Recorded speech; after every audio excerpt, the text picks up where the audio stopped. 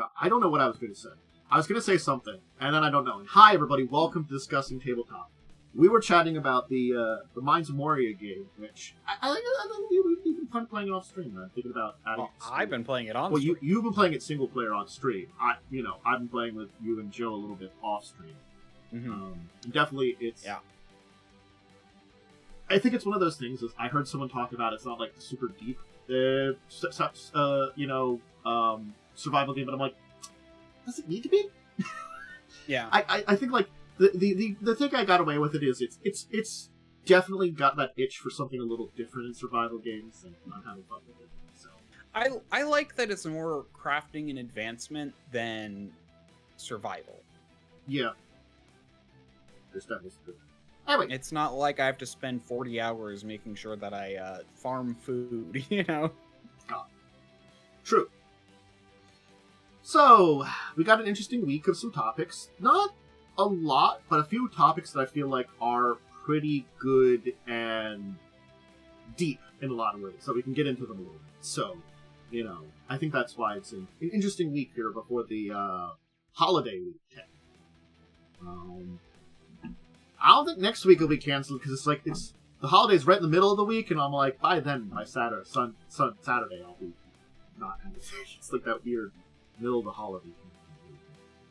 We'll see for schedule. Anyway. How's your week been going overall, Worm? I probably should ask that before we get started. Good. I spent literally all week streaming because I took the week off, and probably should have been resting more, but I enjoy streaming. I also realized I got behind on videos, and I haven't uploaded any since, and so I need to figure that out. I get that, dude. So, hey, keeping up with things. It's like I think the big thing for this week. Well, go ahead. Oh, actually, also, it was my birthday this week. Yes. I thought I said something. Maybe I missed it again. I'm so bad because my calendar tells me stuff, but also doesn't. So, Joe wished me a happy birthday. I do not think you did. Yeah, so happy birthday. I thought I did, but I may have missed it. So happy belated birthday. It was yesterday according to my calendar, which never told me, which I have to remember to check my calendar, because I forget things so very easily. Yeah. Okay. Let's get started on our topics. So, the big thing is, we have a interesting ban. We got bans in Magic the Gathering, they happen, and unbans too. And guess what got banned for Modern, where it's been basically become ubiquitous? The One Ring. Yep. I remember hearing that it's just way too good. I think the thing is, I heard someone talk about it, and statistically it was ending up in 60% of decks. Mm-hmm. And that tells you something about, there are cards that do end up in a lot of decks. There's a bunch of cards that have become staples in Commander, but that's 1 out of your 100, and usually they're not necessary key pieces. They're just standard, a command tower, which taps from mana of your commander. If you're going to play Commander, why not have it in there? The Soul Ring, why not have it in there? Kind of things like this. This was a mythic that people were playing, usually play sets of them in their Modern decks. So, yeah. It goes to show you, God. I think people that paid a lot of money are going to be unhappy, and who are using them in their Modern decks. Everybody that doesn't do stuff with them, or just didn't want to spend the money on them, is relieved because their annoyance is gone of the card. Yeah. Yeah. In the same time, they actually unbanned a whole bunch of stuff from Modern. Most of them I understand why they had originally been banned, but it's kind of thing there's a power creep in Magic the Gathering for everything, and a lot of the combos and threat of these cards is less existence. Mox Opal, its threat is a lot less. Same with things like Faithless Looting, Sprinter Twin, Green Sun Zeniths. They were banned years ago. Good sense at the time, less now. The other things that were banned were just a couple other, a companion card and a combo piece were basically, banned out then, too. game crafter. Mhm. Jengoth of the Wellspring was banned in like 3 different places. There's a couple things in Legacy, but I'm going to tell you, I know even less about the Legacy scene than I do about the modern scene, so I can't answer you on that. Like, Okay. I build decks for like Legacy and Vintage most of the time, or sometimes Commander, just because the Legacy and Vintage I can play with all my cards. And Vintage is a little easier because then I can play with my like one demonic tutor. How to play that? I think it's not. Anyway. Yeah, I finally read through the One Ring. I mean, I might have read through it before, but I don't have a memory for this kind of stuff. Yeah. Yeah, no, it is pretty good. You just get, like, when you play it, you're immune to stuff for 1 round, and then you just basically keep drawing more and more cards while taking more and more damage, which is, honestly, I could see being very powerful, because being able to draw a lot of cards is a good thing in card games. Yeah. So, and I think the fact is, it could show up, in so many decks. I saw a couple of people talking about it, Professor at the Solarian College, a couple other people, and the fact that it was showing up in a lot of decks, or at very least, it was showing up in sideboards.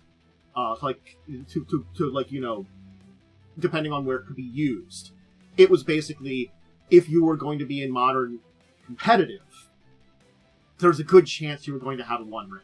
And I think that's just, it's not a good scene for your scene to have, like, especially something like Modern this year.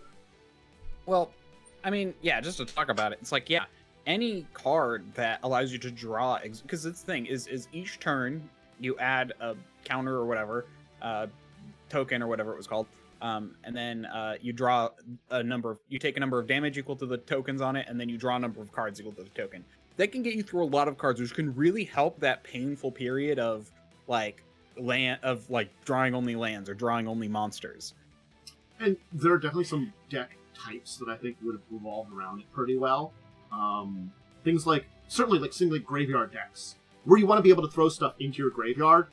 Oh, hey, I have to discard some cards. Oh, or stuff that has, like, it has an effect when you discard it. Oh, I discarded it, something happens to you. A lot of stuff like that, where you can force a lot of points by drawing a lot of cards. Yeah. There's a lot to go off of it. Yeah, also it's indestructible, so you can't destroy it with a card effect. Yep. Granted, there's probably some exile, but I think exile for artifacts is a lot rarer than exile for creatures. So, yeah. It has less things to solve the problem of the one. Yeah, it is a powerful card, and I'm surprised it took this long to ban, honestly, looking at it. This seems like one of those ones that would have been banned, like, the week it came out, Like, it's just obviously powerful. Like, I kind of thought the whole point of the One Ring was that it was a meme, not that it was a good card, originally. And that's why there was hype over it. But no, apparently it's just a really good card. Yeah, I'm curious if it's like one of those things that it's kind of hard to look. I know what I'm trying to figure out where it's banned. If it's just modern, Scryfall might be. Okay, Scryfall. No, that's where is this legal? Right now it's still legal in Commander, Vintage, Legacy, and those are the main formats. But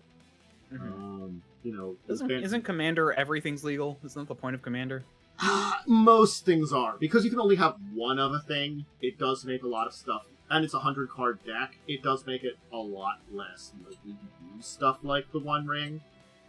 You'll have to combo off of like using another card to get it. Like a modern deck is probably going to be 60 cards, and you could play a playset of them. Hey, that's 4 in your 60 cards. That could be the One Ring.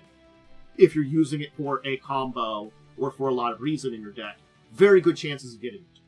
Commander, less chance. So I can see it probably having less use in Commander and less being out there. And Legacy and Vintage, because it's everything, it's a mess.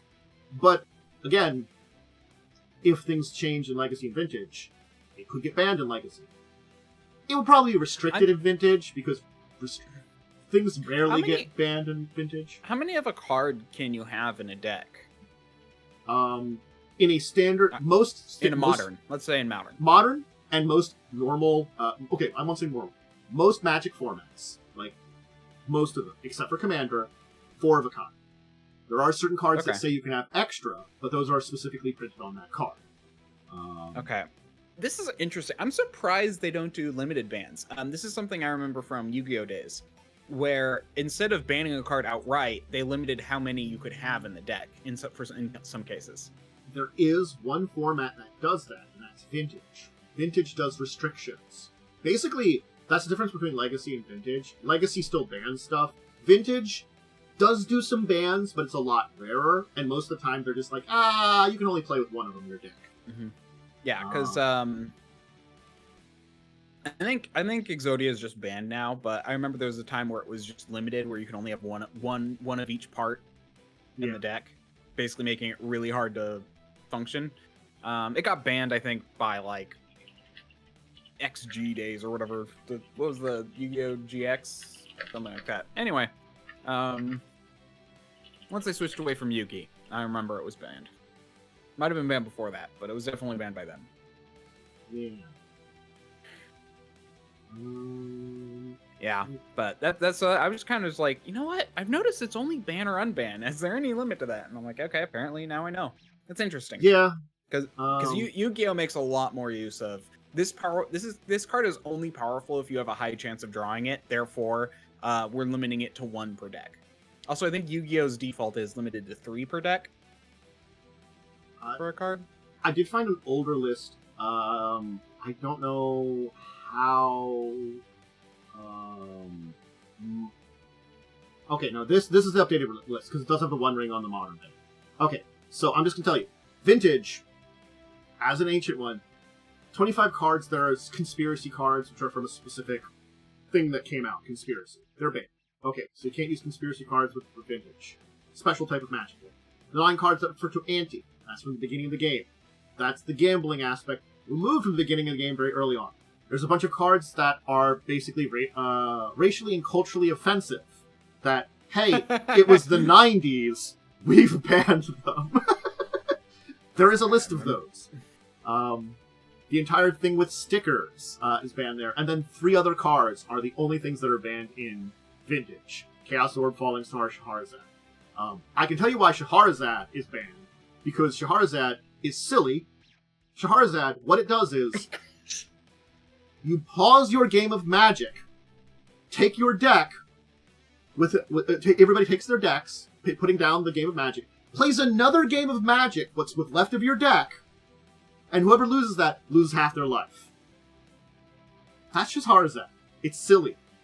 But yeah, there was okay. I can see why these some of these cards are banned. the banned because of culturally offensive.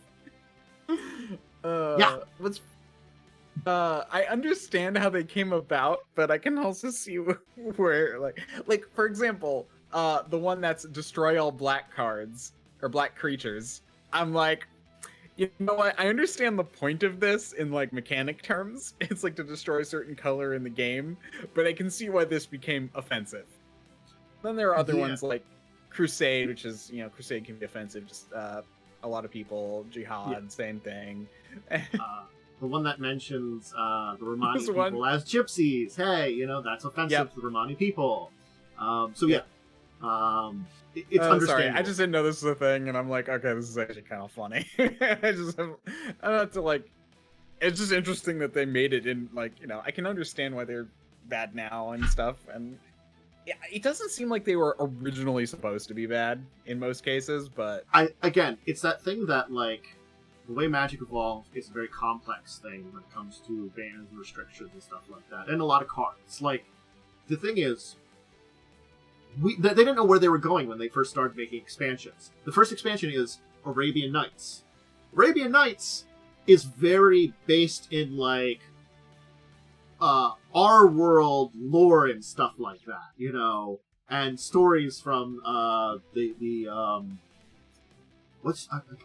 I'm blanking on the book now that the tales that the historical tales that come from that region. It's where you get like Aladdin and stuff like that. Is it just Arabian Nights? Yeah, I think it's just Arabian Nights. The Arabian Nights is like the old tales. Okay. Yeah, the fairy tales. So yeah, it's based on that. Now, granted, they added in some weird lore afterwards, much later, but that's why they've never revisited. They really don't revisit that plane ever, because they had to add some lore in and like make it something that works.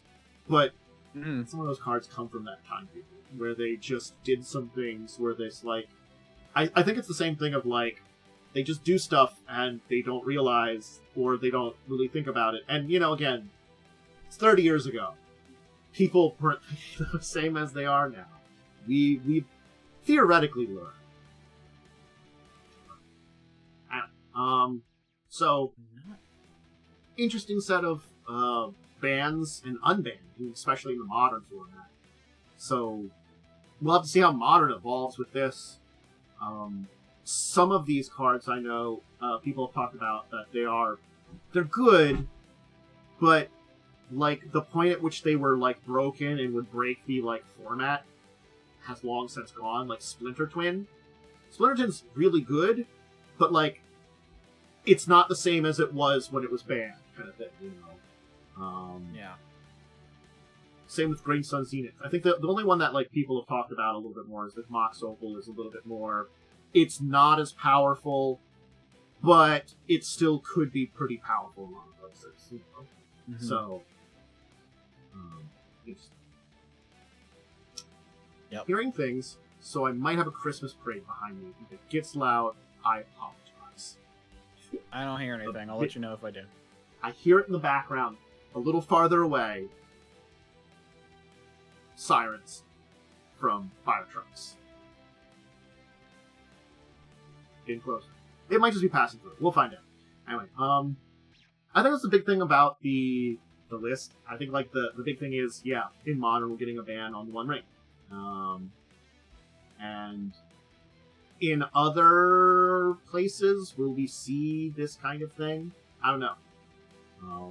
Certainly, again, it's like, we'll see, we might, maybe, depending on how it goes, One Ring banned in Legacy. Probably not. I feel like Legacy being like an older format with a lot more mixed cards, it probably won't. And Vintage doesn't ban anything, they just restrict it. So. Alright. My brain just forgot that. Also, I double checked. It is limit of three to a type of card in Yu-Gi-Oh. Okay. Yeah. I was just. Yeah. So, we got some Unarched Arcana we can talk about. Isn't that fun? Been a little while since we got one, and this is actually it's been since the 5.5 playtest that we've gotten one. Here's the thing about this. It's not bad, but there isn't a lot to it. I think that's the best way to say it. Like, so it's Artificer. Let me link that, the original link to the UA stuff. So you can go into this is like if you haven't signed in, you have to go into here and get to the UA page. So I just think that. I didn't sign in. So, are there big changes to Artificer? I can talk about a few of them. Magical Tinkerer now makes low-cost items more than just like what it did before. But it's still like stuff that beyond low levels is probably not going to be too helpful. Maybe? You know, I can make a rope. Great! Out of junk. Let's see here. They can change cantrips after a long rest. Let's see here. They can replicate magic items at second level, which they have a set of magic items that they know how to make. Which, depending on your level, depends on what you can make. Which includes things like at level 2, you can make a bag of holding. Pretty good. But they do say you can only make one of an item. So you couldn't like, I think that was the thing that Artificers could do, is make bags of holding and put them together and do the bag of holding bomb. You can do that if you have 2 Artificers in your team. You individually as an Artificer can only make one of a magic item, and you can make multiple things. I mean, honestly, they really should have just done what Paizo did with the bag of holding and just make it so it's just bad for you and no one else. Yeah. Because basically it's just for Pathfinder 2e is basically just the bag of holding and all its contents are thrown in the astral plane and you lose them both. The other things are, at 6th level, you can basically drain one of your magic items to get a spell slot back. It's okay, but it's one of those things is, usually the magic item's going to be better than the spell slot. It's a good emergency thing, but it's something that people aren't going to be using a lot, you know. Yeah. You would probably much rather have your armor +1 than a spell slot, you know, that kind of thing. Yeah. They can put spells into simpler martial weapons, 1st, 2nd, or 3rd level now, and allowing a creature then to use that. So, that's pretty good. I think it was only, like, 1st level before. Now it can go to 3rd level. So you can give your, like, you can store, like, a fireball and a dagger, give it to your barbarian friend. You know, that kind of thing. There's, like, you know, limits to the amount of things you can store and stuff like that, and, you know, set up. But it does mean you can still do some shenanigans there, and opens up more because you have higher level spells. But again, like, you're already hitting 11th level, but you're already getting much higher level spells anyway, or people are generally getting much higher level spells. So, it's not that, you know, you could throw a bunch of fireballs out wouldn't be useful, but it's less useful than it was 6 levels ago. You know, so there's some stuff to that. And you still get the extra attunement slots. And the 20th level is also less powerful now. Or the 20th level is both more powerful and less powerful. There were a lot more nerfs in 5.5 than they let on. Like, they were originally basically being like, oh, everything's going to be a buff. They nerfed so much. In this case, the cheap death that a Artificer had, where they can sacrifice a magic item to survive, rather than 1 health, you come back at 20. So that's better. 20's not a lot, but it could be you could survive a hit. They buffed a lot, but they also nerfed a lot. I'm just saying, like, I think it's an overall more powerful, but I feel like they nerfed a lot more than. Well, like magical guidance at 20th level, it used to be the bonus you would get would be equal to the number of attunement slots you have. Now, if you're at least tuned to 1 magic items, you roll a d6. So, it's a dice roll instead. Which, I guess... But the thing is, I'm sorry. You're an Artificer, you're going to attune to a lot of things. You would have tuned to 6 and had the... By 20th level, you would have attuned to 6 items and gotten a +6 to stuff. You know, at 20th level. Now it's, you roll a d6. That's a big move. And the cheat death thing, it's neat, but you have to die for that. You know, you have to go to 0 and not be killed outright. So, yeah.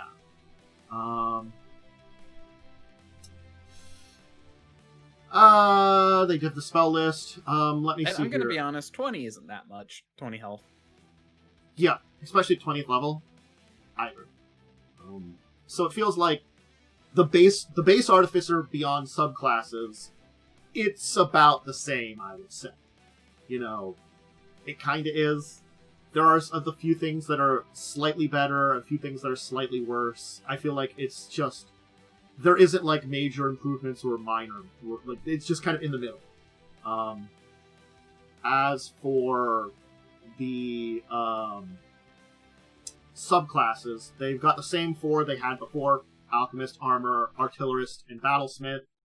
I'm going to say here, from what I read up on, Battlesmith is pretty much the same, so there isn't really much to say about it. Artillerist, the big thing is... the big change for them is, when you used to create your little Eldritch Cannon, you chose a type of damage it dealt. Now, whenever it attacks, you choose that damage. So it does give you a little bit more options with the Eldritch Cannon. Cool. And you still make arcane firearms too. Is there any major changes first? Other no, I'm trying to think about that one. Let's see. That's the big changes there. Alchemist. Restorative reagents has been changed to connect the temporary hit points to a level. I don't know what the temporary hit points were before, but now they're based on the level more. And Artificer was in Tasha's? I thought it was in Not even older than that. Xanathar's. Might have been Xanathar's. I'm trying to remember, and I don't remember. You know.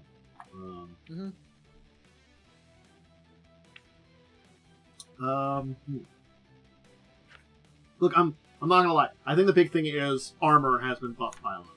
I'm gonna try to see if I can find it to open myself. It's sort of like remembering from their notes and what I've heard from a couple of people is not always easy off the top of my brain.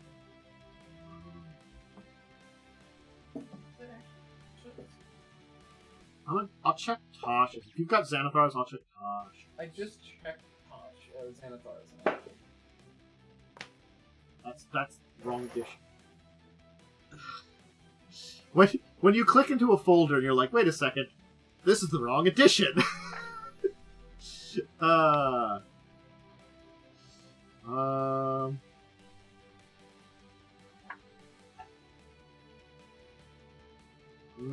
I don't think it's in this. Artificer is in Tasha's. Okay. So now I can compare. Wow. I mean, Tasha was the last major update they put out before 5.5, wasn't it? It really feels like that. That was the major update where we got a lot of character-based stuff. We just didn't really get it after that. Yeah. So now I can compare. 2020, yeah. 4 years later. I mean, they did, I think, release some, like, more monsters, but they didn't really...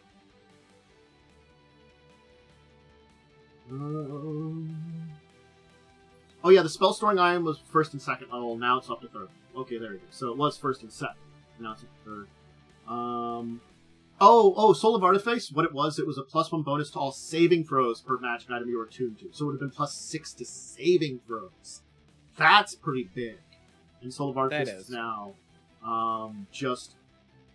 Let me just check it. It's a D6 to. As long as you have one thing attuned, it's a D6 to an ability check you make. Yeah. Alright. Alchemist. Let's see here. Let me compare these now that I've got the next edition.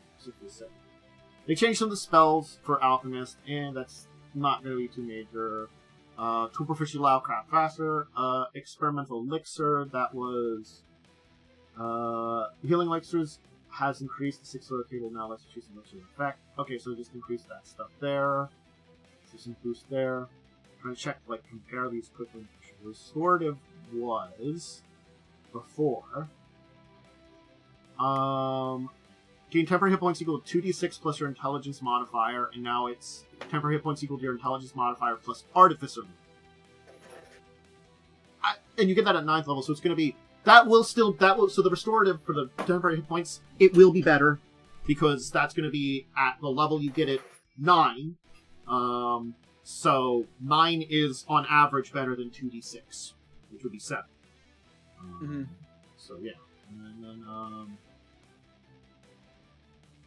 oh, the Chemical Master, that's what they changed. That's kind of worse now. That's right.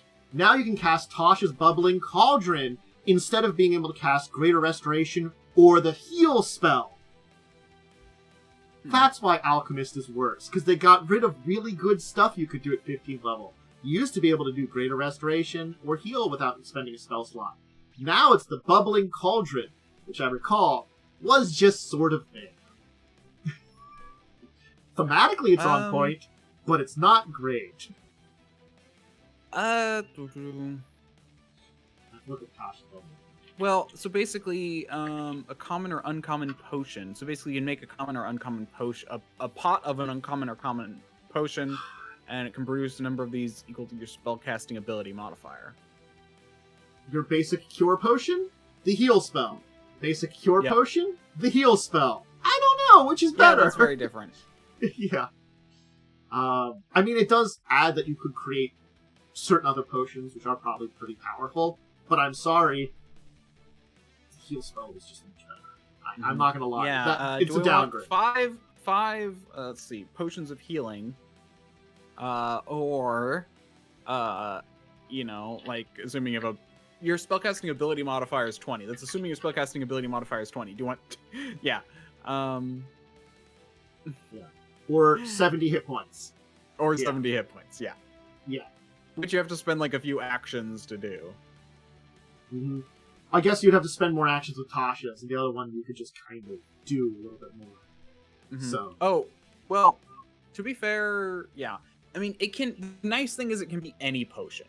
And you can use, and it basically has a number of doses equal to, your yeah, so basically, but that's the thing, your ability modifier will be like plus 12, and, you know, D&D is like 4 to 6, so it's like, if you have 6 people, it's like, well, screw you. And common and uncommon potions, they're not bad, but they're not going to be something like the heal spell or greater restoration, you know, which are very powerful spells that you're getting a once per day use of at 15th level. Mm-hmm. I don't know. I feel like I'm not saying that Natasha's Cauldron doesn't sound like it has some uses, but it does still sound overall like a downgrade for the Alchemist Artificer. Yeah, so, okay, common potions are Potion of Healing, Potion of Watchful Rest. I don't know if that's actually legit. I don't know what that source is. Potion of Climbing, and then uncommon, like you get, you know, Oil of Slipperiness, Filter of Love, Potion of Animal Friendship, Fire Breathing, Giant Strength, Growth, Potion of Healing, Potion of Poison, Potion of Polychromy. I don't know what that is. I don't know what that source is. Sorry, I'm trying to read some of them are helpful. Resistance and water breathing. There are some helpful ones in there, and it's not terrible. And you could provide, like, if you have as you said, if you have 20 in your stat, that's 5 of them that you could have. That's a team of characters you could give, like, water breathing to. Yeah, that's good, but, like, water breathing spell just exists. Yeah. Which I think, like, is a... And you can't even get the Elixir of Health, which is what basically would, which is how you cure blind and deaf and poison. So it's like you can't, you know, because, like, that would be you can't even do a restoration, any kind of, like, lesser restoration spell with it. Hey, water breathing. It's a 3rd level ritual spell that lasts for 24 hours and up to 10 creatures. You know. Yeah. So, yeah. The potion is okay. Again, I think if there were rare potions in there, it might be a little bit better, but at 15th level, just uncommon potions, it does feel like a pretty big nerf. Yep. Armor is just better in a lot of ways. It has been enhanced. They have a new mode, Dreadnought. They have the defensive field now relies on you being bloodied rather than just having limited uses. But the Dreadnought is basically an attack form that you can take. So, hey, you're not just distracting and defensive, like with Guardian armor. For the 3 types of armor you get. Still get the extra attack. Let's see here. I'm just checking these to make sure to compare it. Yeah, I think this is the one that got the boost, is the armor. Which was already one that, like, people liked because of, like, you know, the transformation. Armor replication is instead of armor modification. Yeah, it would have been so easy for the Artificer Alchemist just to basically say, you can cast this spell, but also can add rare spells to the number of potions. You know? Oh, that's right. Dreadnought allows you to transform into a giant mech. As a bonus action, you transform and lower your armor for 1 minute, and basically you're inside giant armor. If you're smaller than large, you become large. So it's for 1 minute, you're a giant robot fighting things. So that's magic robot, but still. And it becomes huge at 15th level. So you transform into a huge armor that crushes things at 15th level with Dreadnought. That's right. That's where I saw some jokes about this, and I forgot where it came from. This one definitely, it's been armor is just better. I would say. Artillerist, you can choose between the Eldritch Cannon stuff. That's cool. And the big thing, Battlesmith is it's just what it was in Tasha's. So no major changes. I mean, I think the Conjured Cauldron, sorry, I'm still thinking about this, is more thematic because of the way it works. I agree, yeah, no. Which might be why, but honestly, they really just need to add, you can add rare potions to the list or something. You know? Yeah. I think that yeah. Because then you could at least make a potion of restoration, or sorry, elixir of health, that can cure diseases. Yeah, you could specifically say Tasha's Cauldron, but you could also do these potions in it, and add a few rare ones in that they could then choose. So it's like you're doing Tasha's Cauldron, but you, as a alchemist, artificer, can do a couple extra things, uniquely. Mm-hmm. I think the big thing that I heard about this entire thing is this didn't need to be an Unearthed Arcana. There's so little updates on this. This is basically the same thing with just a little bit of tweaks. Yeah. There's no major changes. It's sort of they could have easily just said, use the Artificer and from before, and I guess, there are some nerfs. There are some important changes, mostly nerfs for this class, that I saw. There's a few buffs, but mostly nerfs. I mean, it's mostly to try and get rid of exploits, such as Bag of Holding Bombs. And again, I'm fine with that. But that's a very little change in comparison to a lot of things. It's you can't do two of the same magic item. Yeah. I think it's sort of I like that they redid it, and they have it back, and they have done some stuff to it, whether good or bad.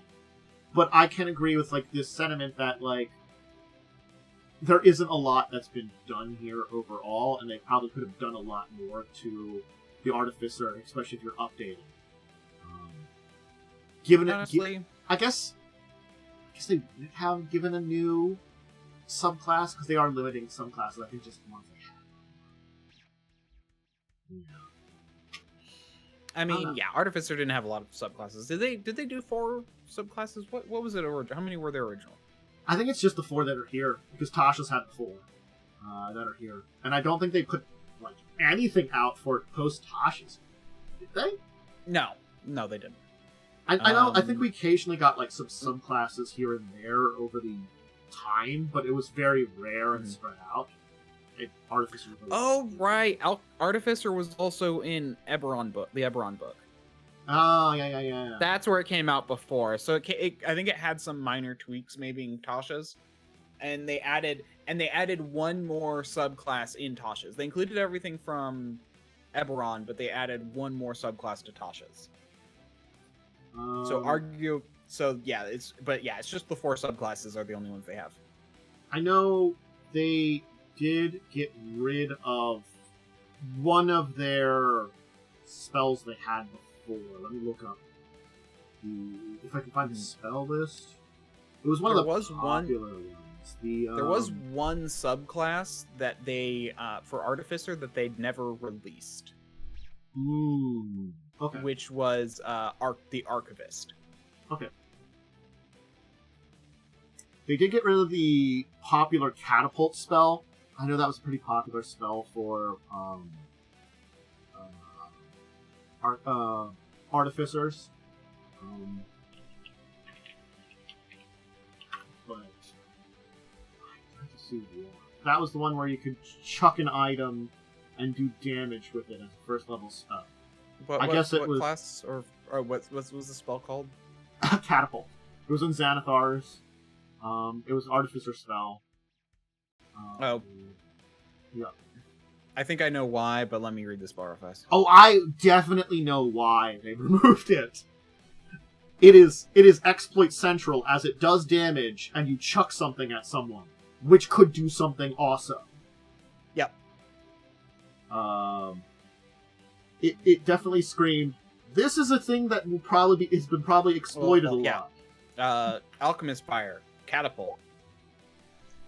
It does Alchemist Fire, plus 3d8 damage, yeah. So, okay.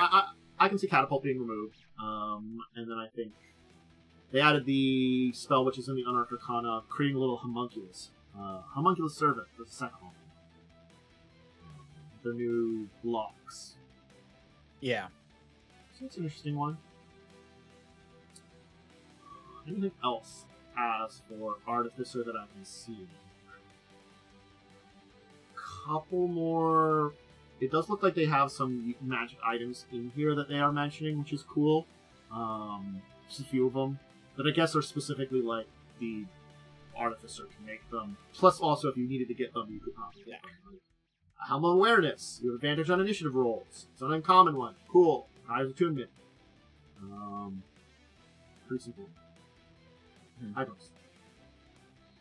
I don't have much else to say at this point in time. It's kind of like diving into the Artificer. It's like, it is the Artificer. There have been like some nerfs to it that are honestly exploit nerfs. Like, if I'm gonna say here, I don't remember anybody that I played with that used a few of these exploits that were on here, but they probably could have.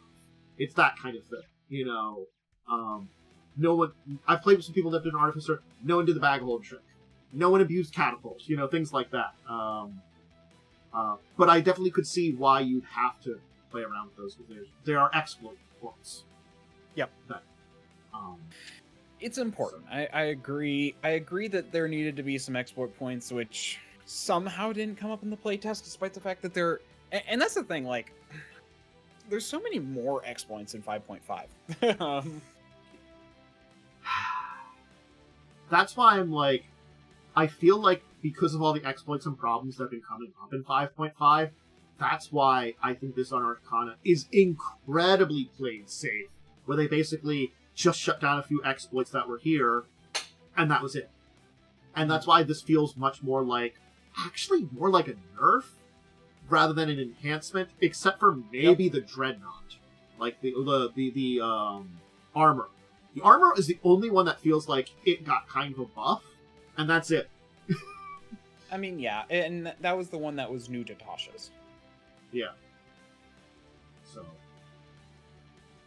I mean, you know, I don't know if the armor was that powerful before, so this might just have made the armor more viable by having like an attack form rather than just a defensive form, and like I guess like more like a...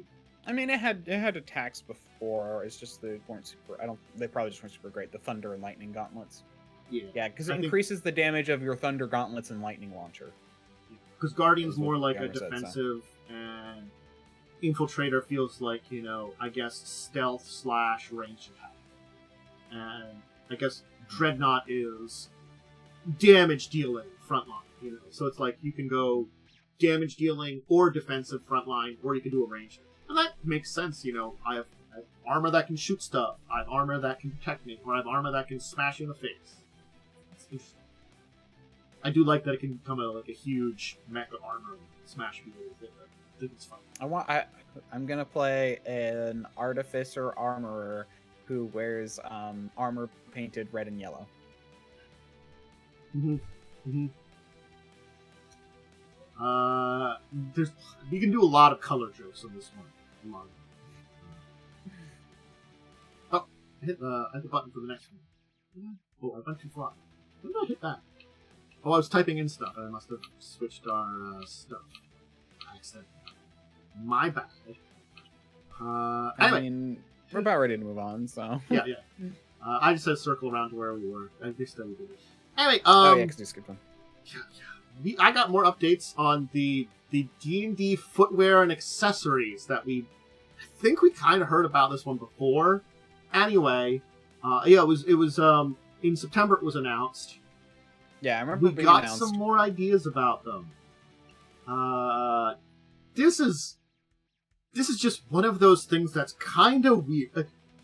I feel like it's unusual just because I'm like, this definitely isn't for me, but it's D&D, like, fashion wear, and I'm like, who is this for?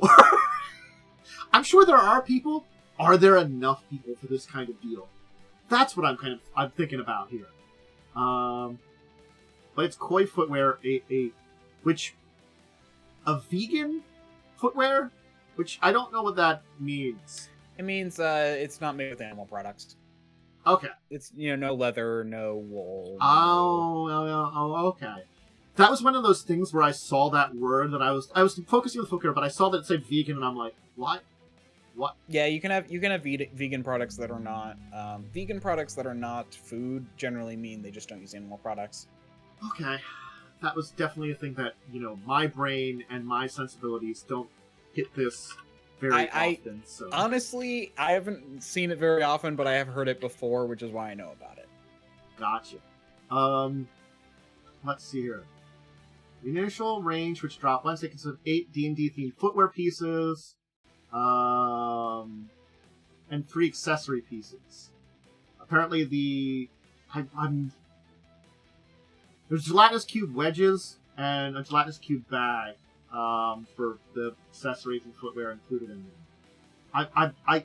I could say these words, but I'm sorry.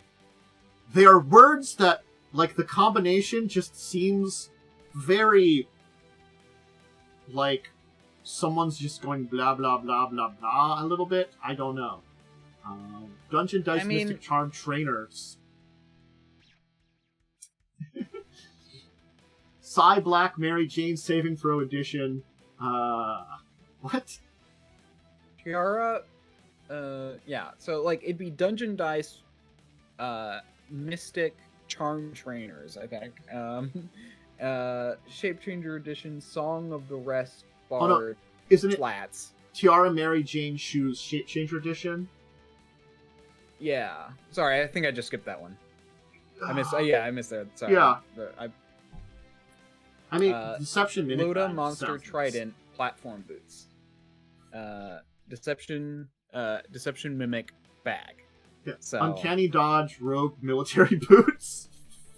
Also, there is a Mimic Bag. It's called a Bag of Devouring. You missed your chance, game. You missed your chance, D&D. This article does have like a gallery that show off some of these things, so I guess if it's like more fashion, you can see some of these things. I'm sad they're not selling those dragon wings. Something I might have potentially thought about purchasing and then never done it, but I would have thought about it. Mm-hmm. I understand. It's again. I think it's definitely like one of those things. This is like not for me at all. I'm sure there are plenty of people that it's for. Is it enough to have this be like a product line?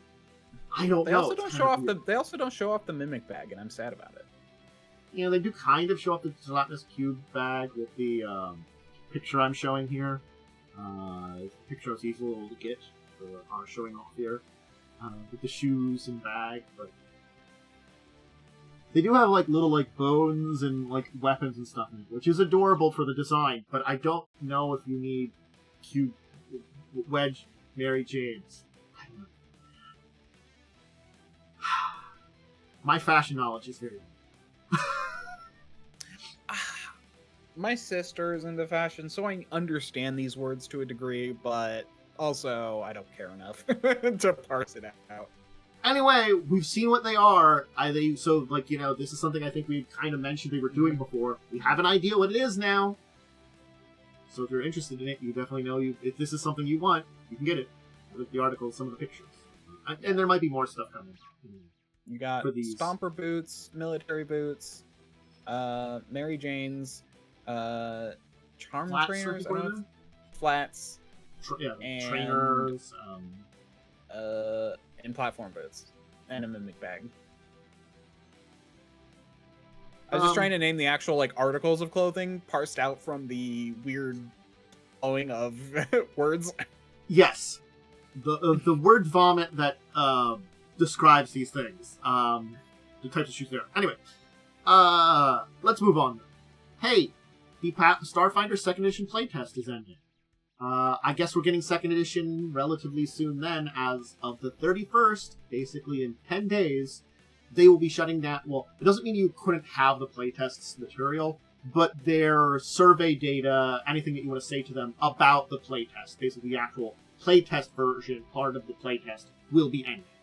So, if you tested out anything that they put together for the 2nd Edition playtest, it's going to be done by then. And they would like, feedback on stuff. So, yeah. The first 2nd Edition book, Starfinder Galaxy Guide. Yes, I was going to talk about that in a minute, because they've mentioned that's going to be coming. Yeah, they mentioned that in the article, yeah. Yeah, they do mention it at the end of the article, but basically I had a link to it that I was going to talk about on its own. Yes. I mean, got it. Yep, I'm waiting until 2nd Edition comes out before I subscribe to their Starfinder stuff. Yeah, because I'll be your go-to for Paizo stuff, because I like their products, and so I've currently subscribed to their other stuff, their D&D, their Pathfinder stuff. Yeah. Anyway, so that's the entire thing with 2nd Edition. We do have some more Pathfinder / Starfinder stuff. We are getting the next adventure for the adventure paths in Pathfinder, and that's going to be Spore War, which is going to be set in the nation of Kyonin, dealing with I believe the demon, which has a great name, Tree Raiser, who basically has been a threat to Kyonin since the elves returned to their nation, and I guess it's basically going to be all about removing his threat finally. It starts at 11th level, so it's a high-level adventure, too. Where's Kyonin? I don't know. Is that on Golarion? Kyonin's the Elven nation in Golarion. Okay. It's traditionally kind of in the middle of the Avastian continent. It was, I could say recently resettled, but it's still been a long time, but it was thousands of years after Earthfall. Recently for elves. Yeah. A couple thousand years ago, they're like, oh, hey, Golarion still exists. Let's go back to our ancestral homeland after we left it after, there was an apocalypse. They're like, we should really check that out, now it's been thousands of years post that apocalypse that happened. And they're like, our homeland, we're back. Also, it is really cool to see, sorry, just as a random tangent, it is cool to see TNZ, really populated on their map on their website now. I've been so happy about that, and looking into more TNZ stuff, I'm very, very, very, very excited about it. It's sort of I've also been excited, because I've been trying to just dive into places when they have these big books and guides, I've been trying to look into more the city-states of the Moagi Expanse, because they're also really interesting, and I hadn't been talking about them and stuff like that. Yeah. But sorry, I'm going on a tangent. No, I really want them to do Kazmaroon, Sarsan, Southern Garund, and Arcadia. Southern Garund would be awesome, because we have little hints of it, and there's some really cool stuff we've heard about, but there's I'm going to be honest, I want Southern Garund more than anything else. There's 3 nations we know about, and they're all really interesting, and we know a little about them. We know a couple of paragraphs worth about it. That sounds really cool. Can we have more? What else is down there? Kazmaron is also a great one that I would love to have a lot more of. Definitely I'm looking forward to if they do more big things like the TNZ. I think they will, but I just don't know how often. Maybe once every 2 years, hopefully. Because they have, the Moangi Expanse, because they've done books for basically all of the main areas. So now they only can expand. Yeah, Arcadia. I would love for stuff in Arcadia in that continent. Either Southern or Northern Arcadia. I feel like if I had to pick the next one, it would be Southern Grunt. If I had to pick the next 2, it would be Arcadia after that. Yeah, I feel like because Arcadia does have a colony there. Kazmaron, as much as we don't have everything about it, at least in certain areas, Kapatesh and, God. Brain fart and, Kellich?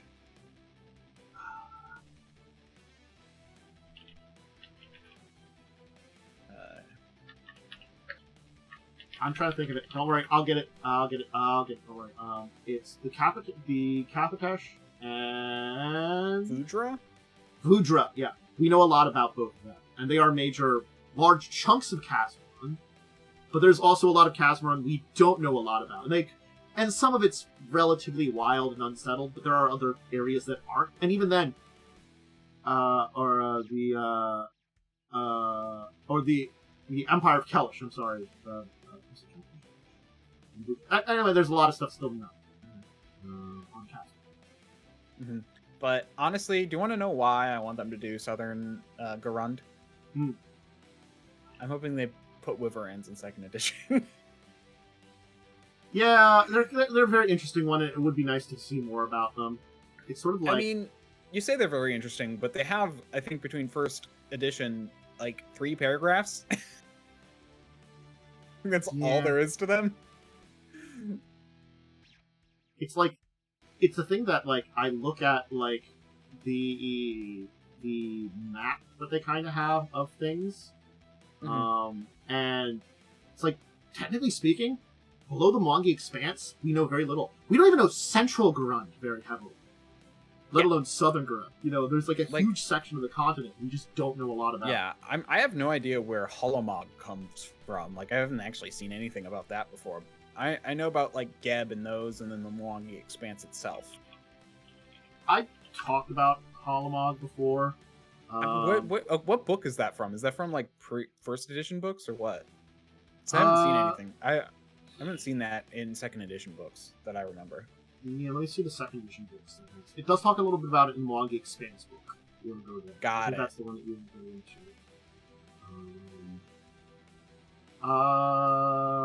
It's not a huge thing in that one, and I think also the Inner Sea World Guide from 1st edition has it. Travel Guide has a little bit on it in 2nd edition. Holomog, I did do some stuff on it, but like, it's that big nation on the side that isn't central into Southern Garund, and that's that one that we have enough about it. I was able to talk about it, but it's also this one that we could get a lot more kind of thing. So it's one of those. It's one of the only nations we know about in that region. Yeah, but no. But I think it'd be fun to see them do adventure paths more across the world. Because Yeah. honestly, I trust Pathfinder to not be terrible people when it comes to cultures. They do a good job of doing this kind of interesting thing about cultures and laws, stuff like that. I think they do a pretty good job about it. So. But Kyonin, it's not a bad nation to talk about, and I think the thing is, it is a quotation adventure hook that's been left sitting. Tree Raiser, as part of the major storyline for Kyonin, has been in there, and so like taking care of that is actually like a big story point, you know, for the nation. So it's sort of like another demon in Kyonin. Is it in Kyonin or is it? Tree Raiser's in Kyonin. No, I know. I'm trying to remember. There is a demon that's, I think it's in the Elven lands, like on the Elven planet or whatever. However you get there. Oh God. Yes. The planet where the elves may have come from or also colonized. It's hard to tell. It's where they ran to during Earthfall. Yep. I like having this bookshelf behind me. Ugh. It does seem like the demon set good times. Yeah, I know there's like some but like I know there's like demons in the Elven lands. Well, yeah, in the like, Elven like planet where they came from, and it's like, or something. Yeah. Or it came from there, or sorry, I'm trying to think because I remember it was. I read some stuff from the Divinities book recently, and I saw like there was a demon that was like really hated elves and was like trying to do stuff. And I'm like, that actually might be Tree Raiser they're talking about. It didn't look like a dinosaur though. Unless that's not Tree Raiser on the cover. I don't think that's Tree Raiser on the cover. Never mind then. I might be dumb. That's a good point. They wouldn't put the main enemy on the cover, would they? That looks like, because Tree Raiser is basically in this like giant fortification in this one forest. He's been slowly corrupting the power of. Oh, it is Tree Raiser. There it is. This is the guy. Yep, you're right. It was Tree Raiser. It's that guy. Yeah. It's probably like some creature he's corrupted or like created or something.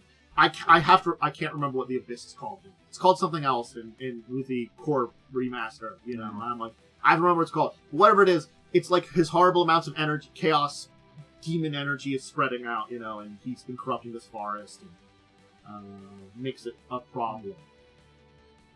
Yep. No, okay, it was True Razor. I don't know why, I saw the dinosaur and I just kind of assumed that was the main bad guy, but I'm like, wait, no. They wouldn't put that on the player's guide, would they? Yeah. Oh, okay. So it is Tree Razor's fault all the elves came back, because there had been some remaining elves, because not all elves left. There had been some in the area. He got banished to the area of Keonan in the forest there. He attempted to take control of like one of their artifacts, which allowed the elves on the other planet to notice, hey, something's going on there. And so they reopened the gateway and came back. And then they, were like, well, we're back. I guess we can settle here now. Because they assumed that like it would take more than 8,000 years for the world to recover. Right. Post Earthfall. They're like, oh, hey, things got better a lot quicker. Wow. I guess we can come back now. We were going to come back later. So, yeah, Tree Razor, reason they came back, but also like an ancient enemy of theirs. So dealing with it. Also, I think the Demon Land is called the Outer Rifts. Does that sound right? Probably now. Because it mentioned Tree Razor was forced to flee the Outer Rifts, and when he tried to seize control. No, that's probably part of the Demon Realms, actually, not the. It's the Outer Rifts of the Demon Realm. The Great Beyond. Yeah, the Outer Rifts, also known as the Abyss. Outer Rifts. Because of Baden, Hell, and the Outer Rifts now. I found it. Mm-hmm. I mean, most of these names weren't really changed much. I think the Outer Rifts was a big one, because, like, Hell and Abaddon have been used in other places, and then I don't know why they changed the Abyss. The Abyss is fine. It's the Abyss. It might just be because in, like, you can use excuses for, like, Abaddon and Hell from, like, actual, like, older lore and stuff, but, like, the Abyss as it is seen might be something that's more of something that Wizards came up with in its form. So they had to kind of change it a little bit. Yeah. It's the... honestly, I think the demons were just tired of people screaming into their realm and decided to change the name. Yeah. Yeah. It's the subtle things they had to change because of connections. Yeah, I guess King Tree Razor is kind of a dick. Yeah. He got kicked out from there, and then go mess with the elf stuff, and they just... he's really hard to kill. And I guess you're going on an adventure, starting at 11th level, in 3 books, that will probably murder the guy. I'm not gonna lie, I kind of feel like that's the culmination of the story. Or drive him out of Keonan, at least. Maybe banish him back to the Outer Rifts or something, something like that. I mean, anyway. People tend not to stat out demon lords and deities anymore. Yeah, but I didn't think he was quite as powerful as like a true demon lord. But I mean, he's apparently got a section in the religious book. I think he's been around because he's been on Galarian for like 2,000 years. That's probably enough to create a cult. So he might actually have ascended. That's true. I don't know. We'd love to see what they do. But probably involve us in some kind of fight. We were talking about it. The Galaxy Guide's going to come out, which is a kind of interesting thing that they haven't done before for Starfinder. Yeah. I mean, it's like we've had products that have talked about the Starfinder world setting, but we never really have dove into it except in like the Starfinder core books and stuff like that, or a book that also talks about something. Didn't they do like known space? They did like the Galarian star system, and this is the entire galaxy too, which probably deals with like which I think there is like. I thought they did Pact Space though. I thought they did one for Pact Space. They might have done one for Pact Space, so it was like a specific like region in the galaxy. I assume for that one, because I think we did talk about like the Aslanti Star Empire too, a little bit. Because I know like when I did my guide on the different species that you could play in Starfinder, hey, plugging something that I did on my channel, there is a whole bunch of species that were introduced that were, like, brought into the galaxy because the Atlantis Star Empire conquered them, you know, and then so it's, like, either the refugees, or, like, they've gotten away from it after, like, or they just left their planet because, like, things are a little more lax now or something. No, they definitely did pack... Hold on. They might have done the Pack Worlds. It's literally the only Starfinder book I own. I have to... It's like me remembering which of their setting things they did. Yeah, the Pack Worlds. As soon as you mentioned it, I'm like, that sounds familiar to them doing that.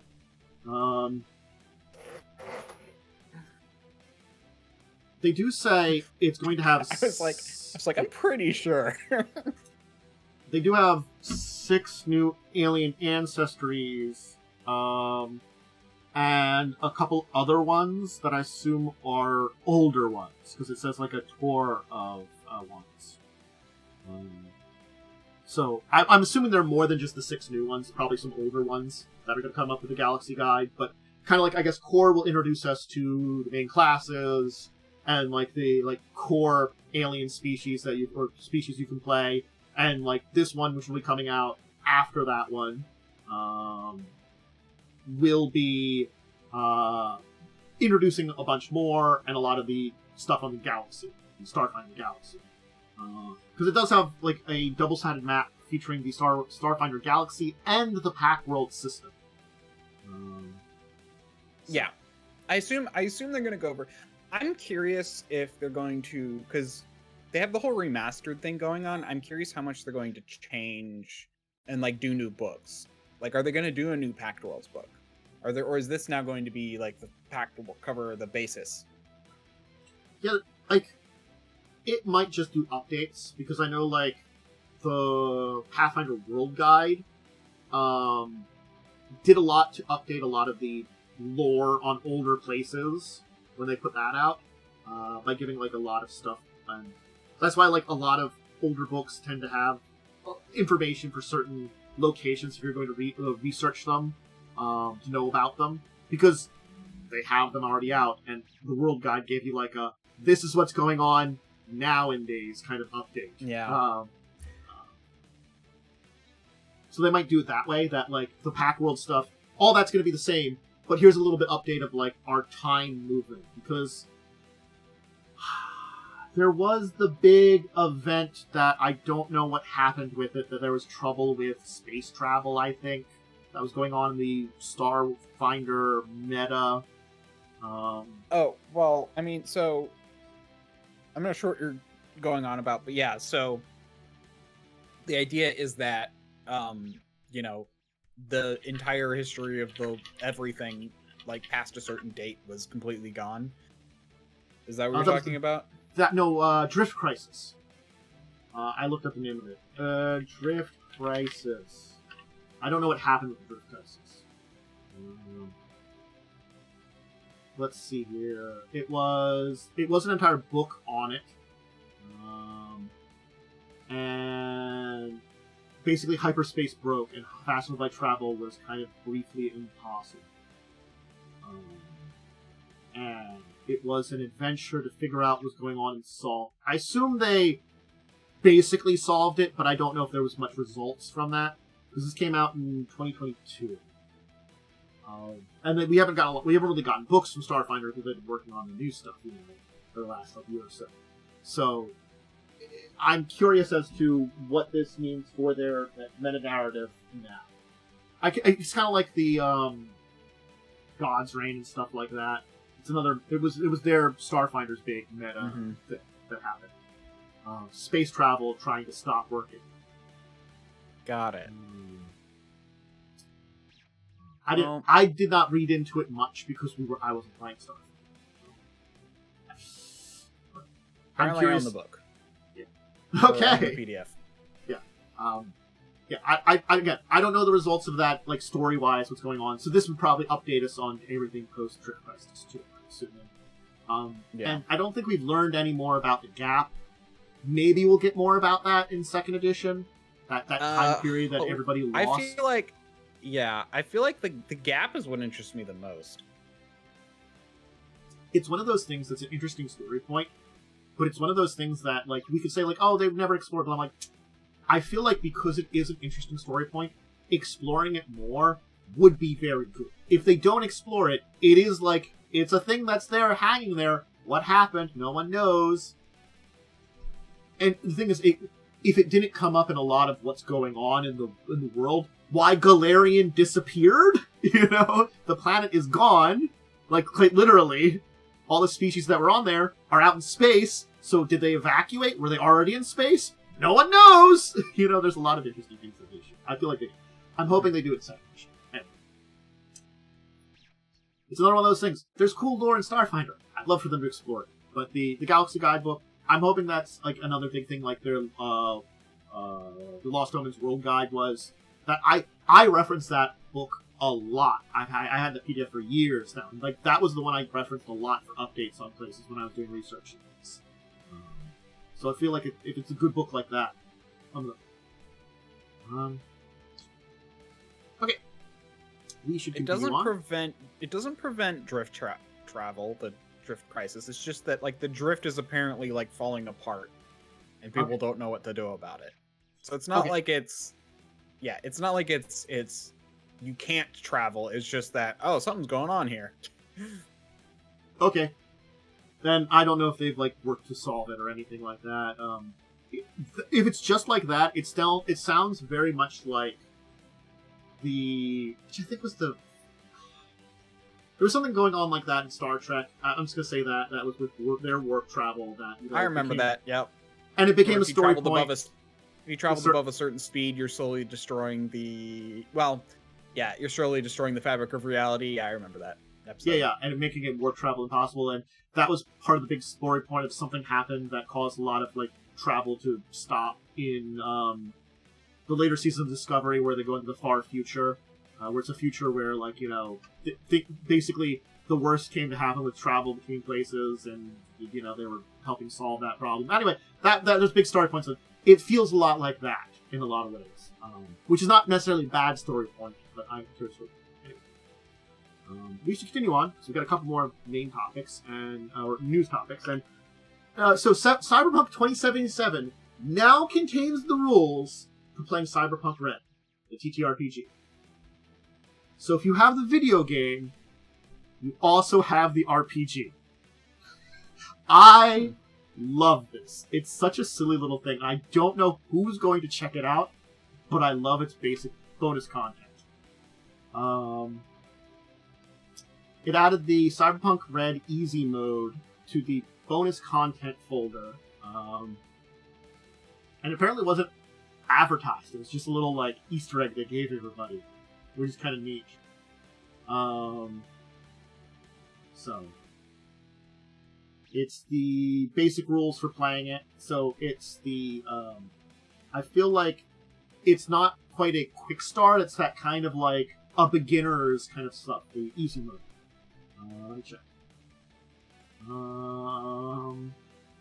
It's free to download on Drive-Thru RPG. So if you want to get any easy mode book, the 48 pages of how to get into Cyberpunk Red.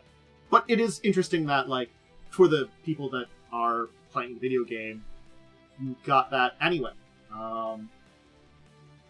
I guess because it has been offered free on Drive-Thru RPG, it's no skin off their back just to give it to the people. But I do find it kind of hilarious that, like, you know, all those people that probably played the game and know nothing about the TTRPG, they've got that now with the latest update. It's one fun. more thing about the drift. One more thing about the drift crisis. Oh, we found something else. Yeah, I was just skimming through the book real fast. That part of it. Yeah, so apparently the drift did completely disappear for like a few days, and then it slowly came back. And like some people were rejected, some people were just completely lost. Like no one knows why it happened. Although supposedly Triune was like less less attainable or less contactable during that time. I don't know. So basically, travel shut down for a little bit. It came back, but like there's weird shenanigans going on post Drift Crisis that, you know, could activate story points. Yep. people are probably worried because they're like, is it going to happen again? Is our galactic travel going to end? Oh no. But yeah, no, Cyberpunk Red. It's in Cyberpunk 2077. So like, if you didn't think to check it out, this makes it easier than even having to get like a drive-through RPG account and just download it there. You could just go in your bonus folder, your Cyberpunk 2077 bonus content, and get it there. I mean, I like Cyberpunk. It is cool. It's cool. I do like Cyberpunk. I played Cyberpunk before. I prefer Shadowrun because I like the kind of sci-fantasy kind of aspect of it. But even just playing straight Cyberpunk, I've had a good time playing it. I haven't played a lot, but I've had a good time.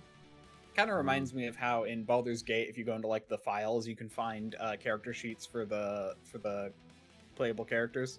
Yeah, that's also very enjoyable. They kind of have that in there. It's really neat. So, okay. And of course, it's the holiday season, and we unfortunately can't get away without layoffs. Sad to say. Yeah, it's What was it Hasbro again? No, it's Wyrmwood. The people that make a lot of those, like, I understand the joke, but yes. The people that make a lot of those wooden accessories and furniture accessories, it laid off half of its staff. So, yeah. It cut from 170 employees to 90. And they had declining sales, order backlog, they say. Yeah. I guess the thing is, what I assume happened is they grew a lot in the pandemic period.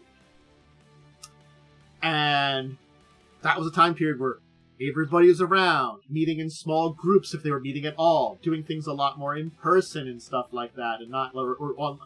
I don't know. It was a high during that time period, but I also feel like that's kind of unusual a little bit that I would say that. But I guess it's sort of like in that friend group where you can meet, maybe. I thought online grew a lot, but maybe also some in-person stuff did. Maybe? Or maybe it's just people getting into the hobby and wanting to get accessories. Because not just the furniture, there's also a lot of accessories, too. I'm getting into role-playing. I might be playing online, but I want to get real-life dice. I do understand that feeling. I like dice. Well, their main stuff was, like, their main thing seems to be tables. Like, they built tables that were, like, had little divots and felt on the bottom, which was really cool. Yeah. Like, so basically it wasn't just, like, a flat table. It was a table that, like, had a lip. And then felt for... So, again, like, this is one of those ones that they grew a lot and didn't expect to shrink a lot. And I do feel bad, but this is, like, one of those things of the industry that they're in. Isn't, like, a non-sustainable industry. It's just one that there was something that happened that caused a lot of growth. So, it's really terrible, but also, like, I don't know what to say about that one because we're like you grow to the occasion, but you hire in hopes to stay at that. I don't know. They had a big backlog, which is now gone away, and he was hoping when the backlog was down to like what it is 2 weeks now, that sales would increase with better service. So yeah. Yeah, I think that's what's hard is they do a lot of custom stuff, and I feel like that actually can cause problems. As weird as that may sound. Because especially if their company was built more around the non-custom stuff, I can see that causing issues where if you get a lot more custom stuff than you need. It's one of those things that, like, this is a case that doesn't feel necessarily... It feels really bad. I'm going to tell you that there. That a lot of people lost their jobs. This is like, 80 people. Now this isn't Hasbro numbers, but this is like a pretty big like accessories company out there. Like, I'm not gonna lie. Every time I go to PAX Unplugged, I see Wyrmwood there. It's one of those staples of being there for like custom accessories and like furniture and stuff like that. I saw them this year. But yeah, their growth in sales, I feel like you could be able to predict a loss of sales. So it's sort of like it is a failure of management, but I'm unsure how predictable things are overall because, like, if a lot of their growth and number of employees are a result of increased sales because of pandemic, do you know if it's going to kind of fade after there or not? I don't know. So, like, I really feel for the people that lost their jobs. That sucks. It was a bad season for it. But this is a case where I don't know. Like, I think something went wrong. This is not I'm Hasbro making dumb decisions went wrong. You know, This feels like, a lot less that kind of stuff, which is a really hard feeling, I think, for me, because I'm like, I want to be angry on these people's behalf, but I don't know if getting angry at their CEO, Doug Costello, is the right thing. I don't know, because this kind of information doesn't scream to me. He made major mistakes, that could have led to this. I think he did some mistakes that led to this, but it doesn't sound like, what's no, okay. God, Hasbro level of mismanagement. Yeah, so what I read through, basically their sales have dropped drastically, and so they need to cut employees because you can't have employees sitting around not having work to do. I'm sorry, but you just can't. I don't care what company you are; it just isn't going to happen. Like, that's not how you run a business. They hired employees for their large growth, and they thought they were going to maintain it, and they didn't. And so they had to cut employees. It's an unfortunate thing, but that's part of, like, they're keeping at least, again, they're keeping some employees there. They still have people that are working there, and I feel it's a terrible feeling to kind of feel like this is kind of bad. So, but, like, also, I don't know. Yeah. So the decline in order backlog is basically Oh, okay. I see how this happened. So basically, they had when they first started and stuff, they got a bunch of orders, which created a giant backlog. Basically, meaning you'd have to wait like a year and a half for your item to come. So they hired more people to work on all of this stuff. Well, now the backlog's gone. Now the backlog's gone, and they're still getting orders, but they're not getting the kind of orders they were at the beginning of the backlog. Yeah. So they hired a lot of people because they had a lot of orders to process, but now their original crew would cover. Yeah, so it is a decline in sales. It's a decline in backlog. So yeah, this happens. This is totally a reasonable occurrence. They hired a lot of people to catch up on a backlog from their first foray, when they had a major surge and were really popular for a time. Because otherwise it would have taken them, because the thing, you're going to lose sales if you have to say, oh, sorry, we can't get you this product for a year and a half. My thought is comparing this to, I can compare this to something that it's a comparison in the business world that is one that I think if this had been kind of more the mindset, it would be better, but it wasn't. You hire on seasonal people for busy periods. That's something people do. But seasonal people are more usually expecting to lose their job. I think the thing is, they were expecting to hire on these people and things would remain the same or grow. It basically remained kind of the same. They made sure they had this peak of all the things, and they got through the backlog, but everything then kind of has now stabilized, but unfortunately that stabilization isn't lower where they wanted it to be, and they had to get rid of the extra people. Yeah, so the idea was that they were hoping that as the backlog dropped, their sales would continue to would stabilize, and because basically people aren't buying because they don't want to wait that long, and they were hoping that as the backlog dropped, more people would start to buy again, so that way it would even out over time. So it wouldn't be this roller coaster. They were trying to even it out, but that didn't end up happening. Instead, it dropped, and then they didn't get the same sales influx. Yeah, it's a complicated thing. Yeah, it's a complicated thing. So they were expecting, so their goal was to maintain all the employees, but that just didn't end up happening. Yeah, and it sucks. It's again one of those things that this is like. I want to feel upset that at the company, but I feel like it's not 100% their fault kind of thing. Again, like the Hasbro, where you can point and be like, did you buy a new table? Or did you buy any of their other accessories? Yeah. I think that's the thing too. Is yeah, I don't know.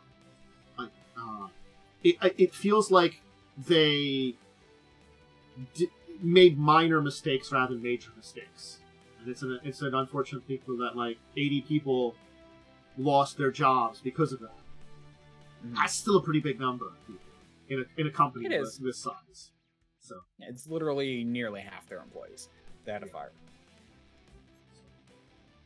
It's a thing. Honestly, if I ever get a lot of money, this actually would be a cool thing to buy.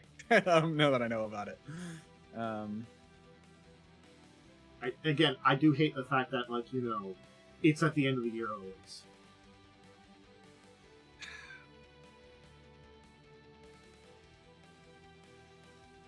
It's hard to say why. Honestly, this one seems more of an inopportune time rather than some dumb CEO trying to make it look make his costs look better after he gave himself a $10 million bonus. Yeah. That's why is like the Hasbro one was stupid because it's like, oh well, I got a giant bonus. Let me fire a bunch of people and then our profits look better. It's also a thing that, I'm feeling like I'm hoping that this doesn't hurt Wyrmwood because it'll just hurt the other 90 people that are working. The rest of the employees. I mean, he apparently gave, posted on YouTube some kind of, speech. Yeah, and it seems like, people have a lot of... We have sympathy for the employees. I do too. And apathy for Costello, which I'm like, yeah, apathy does kind of describe it, because they're like, well, that was a thing. Because I don't have... It's like... It doesn't feel like something to be hostile about, but it's like, oh, great, It's like, but I'm also like, I don't... If you had to do this, I don't want you going the rest of the way, having all those other people, go out of business and you fall. But this could be kind of like a domino effect. I'm hoping it's not. I'm hoping this is the worst thing that goes for them and the rest of those people can survive and the business can at least keep where it is. I don't know. I'm going to tell you right now, losing a job, not that I know about losing a job in this sort of way, but there is very much there's two different types of companies. One is like, hey, let us know if you need any references and we'll cover for you, and then the other is all like, bye. And I can see this one being more of the former.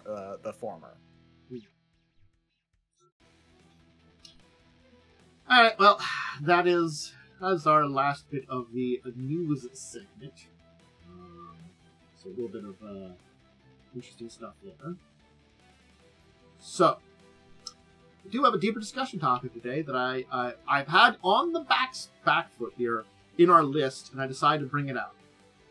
And that is the large, not mass, combats. Because I think we've talked about a lot of things in handling combats before, but I don't think we've really dove into when you're doing a big battle and managing that, we haven't discussed that very much, I think, overall. I actually have some thoughts on this, because I have recently been semi-listening to a book kind of about combats in general. How to run combats. Okay. Well, why don't you start with your stuff then? And I kind of add in my thoughts. Yeah, so large non-mass combats, basically where you either don't... Yeah, so where it's like... so do you mean a lot of... So there is kind of two aspects of this. It could be a lot of players, a lot of NPCs, or a lot of enemies. I think in this case, because a lot of players would be just a game where you're playing with a lot of players, it's always going to be big. I think this would be like, oh, it's me, and maybe there's a boss and a couple of generals, and then like 20 guys. 20, whether they're minions or just mooks or whatever. Something like that. I'm kind of thinking of, Yeah. So the book I'm listening to was less about. So the way it was, the whole point of it is how you should plan how the tactics of the enemy are going to go in advance.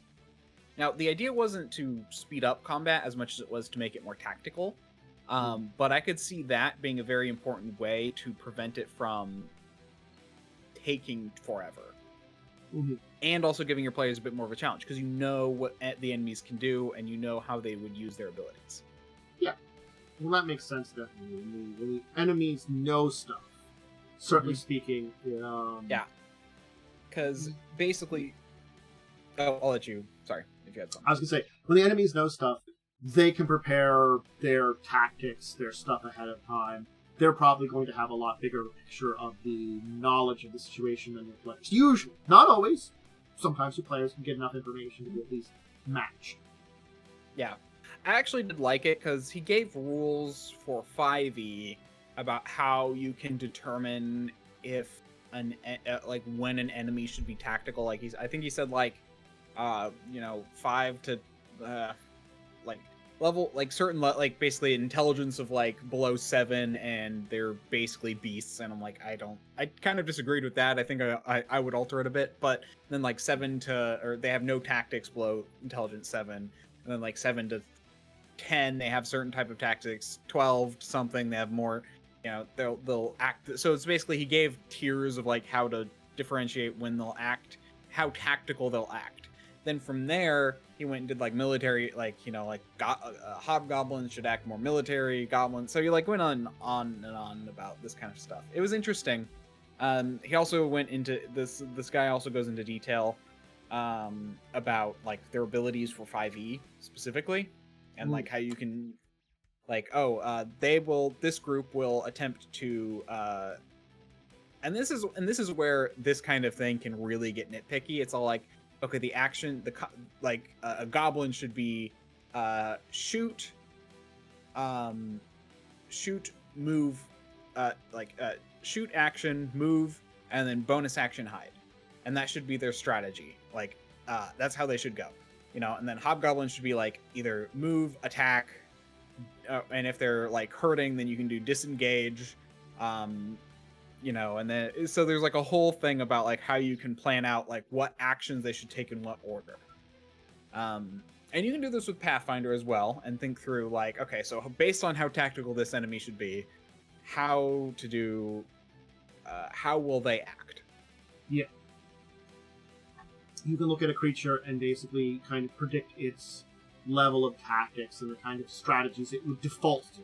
It doesn't mean it couldn't change its strategies, but you have an idea of where to start out with. Because, again, most enemies that have a reasonable intelligence will react to you just as you probably react to them. Yeah. Yeah, and it basically mentions, basically you have to consider... You also need to consider retreating. You also have to consider enemies, how an enemy will retreat. If they're tactical, they might have actual thought through ways of retreating. Yeah. Makes sense. So there was a whole thing about multiple hobgoblins. One will disengage, move back, and then the other one's ready actions to shoot if they get closer. Shoot bows if they get closer. So basically to try and so that way they could retreat in it, and then after those guys they retreat behind the other people, and then they do staggered retreat until the enemy stops following. Doesn't make a lot of good sense. Yeah, so it's there's a whole thing where you can really plan out their behavior ahead of time, and really, because he made a good point when he said that decision fatigue is one of the hardest things when it comes to running combat. You make so many decisions as a GM that the more decisions you have to make on the fly, the less smart decisions you're going to make. and also it will just take longer as you try and think more and more through things. So what you should do is plan ahead. Yeah, well, that's a very good thing to do for when it comes to it, and especially when all that kind of advice really hammers home like the kind of like in most combats that helps it, but especially when it comes to things like larger combats where you have to deal with a lot more creatures that are yep. Like certainly speaking, again, minions or a lot of like mooks, which are two different kind of things, or even like a large group of individuals that you're kind of going against make for large or more complex combats.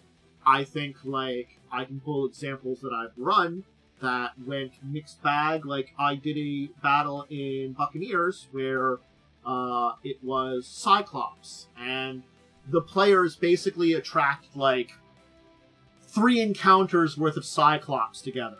They were at high enough level they could take on like 3 or 4 Cyclops for a decent battle on their own. They're dealing with like 8 or 9 of them. They brought those all together. It made for a very complex combat that I kind of had to run. But they basically like made a lot of noise and ran in the center of this area and were like, "Hey everybody, we're here!" That kind of thing. They attracted everybody's attention very heavily. Yeah. So, and that kind of thing happens where a battle escalates. It's not the first time I've had battle escalation.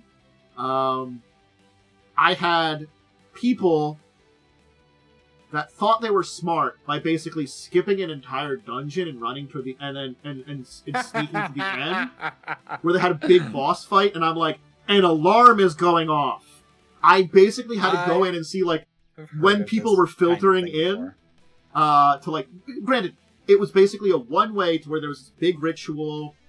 It was just like already it was going to be a big battle because it was filled with like a lot of minion undead. So like big spells would nuke them.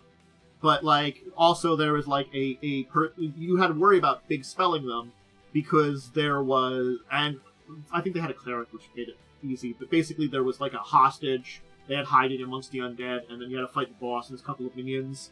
And then, effectively, after that, people just kind of began filtering down because I'm like, yeah, you didn't kill anybody. When the alarm goes off and they, like, make noise, people know you're there, and there's, now granted, not everybody in this place would come to this, but I looked and saw, like, oh, if something's going wrong and they're being called for, what groups would show up? How long would it take them? I asked those questions. So there was a filter of more enemies that came down. They made things more complex by basically skipping everything. But, I mean, I try to make that logical. And it wasn't everybody showing up at one side. But it was an interesting dynamic battle. But it was a very large battle that took a long time to run out. Yeah. It was also Pathfinder First Edition, which times rounds can take very long. Also, I do want to at least shout out the book since I'm talking about it. It's called, I looked it up. It's called The Monsters Know What They're Doing. They do, Yeah. But getting into battle where you have to deal with a lot of different things, I think, like, you do get into, I think, here's a major issue you do get into that I think we do have to discuss is initiative. Why do I discuss initiative? Because there's you can do this is easy for me as the DM/GM initiative, or this is easy for the player's initiative. I roll groups of things and have them work together is usually really bad for players. Because then a whole bunch of things act at once and can be very deadly. It depends. But, yeah, right, that's true, it does depend. But it tends to be something that, like, it's easier to do that, but then, again, you can break down enough groups to make that a little bit easier, but also then, like, a lot of creatures on the initiative is just a mess, too. Yeah, generally the big problem is the action incoming. The players will be attacked a lot, meaning they're likely to be hit a lot. Even if you have, like, 40 creatures, even a 1 in 20 chance, like it requires a crit to hit, you're expected to be hit by 2 of them, and those 2 hits will deal double damage, if it's 5e. Yeah. So that's definitely a big part of the problem. unless the players are really smart and really think through like how to bottleneck or to stuff, or if they're all melee creatures, so only like 9 can get around the player at once. Yeah. Which is still, or 8, which is still a lot. Yeah. There's a lot of situations that can make things difficult. And it is still honestly a mess to run. Like, if you have to roll like 20 attacks and figure out what they do, I'm sorry. It's never fun. Granted, you could just roll like 20d20 and then just kind of like, but then you have to kind of math out everything, or hit the button 20 times or something like that. It's just, it's still, as much as it kind of can make sense for situations, not fun. Yeah, it's definitely a problem when you have to like roll a bunch, because when the GM has to like do a lot, and then you have to adjudicate like, okay, what's the AC of this guy? Honestly, making using your tools properly as a GM is a good thing. For example, like little sheets that say what everyone's AC is and stuff, rather than having to constantly open the book to find out what the enemy's AC is. That'll speed things up. I mean, in my opinion, when we talk about a large combat, my thought is how to keep the players engaged and not turn it into a slog, where the players just sit there twiddling their thumbs while they get attacked 50 times, and they're like, oh, it's my turn. What? So how have things changed? I think that's the other big problem I can point out about big combats, is making it not a slog. That's a challenge. So that's why I talked about, and that's why I often talk about efficiency, and that's why I started thinking about efficiency, where it's like, if you really need to have a plan about how each enemy will behave with each other. You have to understand how the battle will play out, which will help a lot. And also, maybe like, rather than just having them all attack, give them little tactical things they could do, or something like that make it very kind of interesting, that maybe like, something's happening that they have to like target a certain individual, or they might want to target an individual to try to stop something, like, there's a lot of little things you could do to make a situation more interesting. Like, maybe a couple of guys, a lot of them are melee, but there's a couple of them that are like in this defensive position, they're shooting arrows. Do you ignore the melee guys and go straight for the like archers who are like in cover and like sniping you, that maybe are like basically taking advantage of the melee to like hit you or something like that. Or like hey, target the spellcaster. You should not eat pretzels while I'm doing this. Yeah. Doing the snack. Honestly, yeah. So there is definitely a thing where it's like let's say the enemy like hates spellcasters, or hates elves, like it's orcs who are warring with elves, and if they see an elf in your party, it's like they go for the elf. Like, that's a way to make it interesting, where it's like, okay, we need to protect this player because they will ignore everyone else to go for them. Yep. Although it might make that person's time a little bit boring if they have to constantly hunker and defend, but it also could be fun. Depends on how you do it. It also could give it openings and advantages that otherwise wouldn't, present itself. And that's where, talking about what your enemies will do in advance is very important. You should know how your enemies will behave, what the hierarchy is. If their leader is killed, do they scatter or do they retreat? Like, do they scatter, retreat, or surrender? Yeah, I think there's a lot. I think a lot of the issues we talked about with running combats over the years and time that we've been doing this, kind of actually, what it is when you get into these larger combats where you're dealing with a lot of units and individuals and movement, a lot of those problems that can exist in combats are basically amplified. I think that's the thing about large combats. We're not talking about mass combats where it's entirely separate different rules. This is just a big combat with a lot of individuals where there's a lot more dice rolls and stuff. And it just amplifies a lot of those issues that might be the underlying issue of the combat they're kind of rolling to another degree. Actually, this does remind me of something I've heard, which is also something you can do in these mass combats. Give your players tasks to do. For example, keep the players are the ones who have to keep track of the enemy's HP.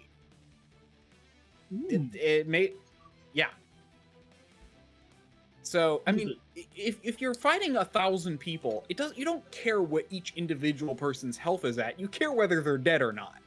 And also, like, the ability to see whether someone, like, this is the thing, is like, as a GM, like, I think I really am someone who's always liked the, like, I like the idea of, like, letting players know when they're at, like, half health and a quarter health.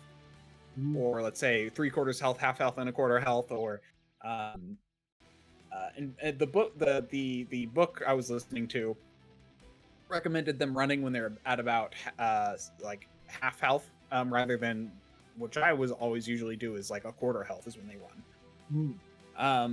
But it makes sense that when you're half dead, you try to run. That does make sense. Again, I think it depends on the creature's morale too.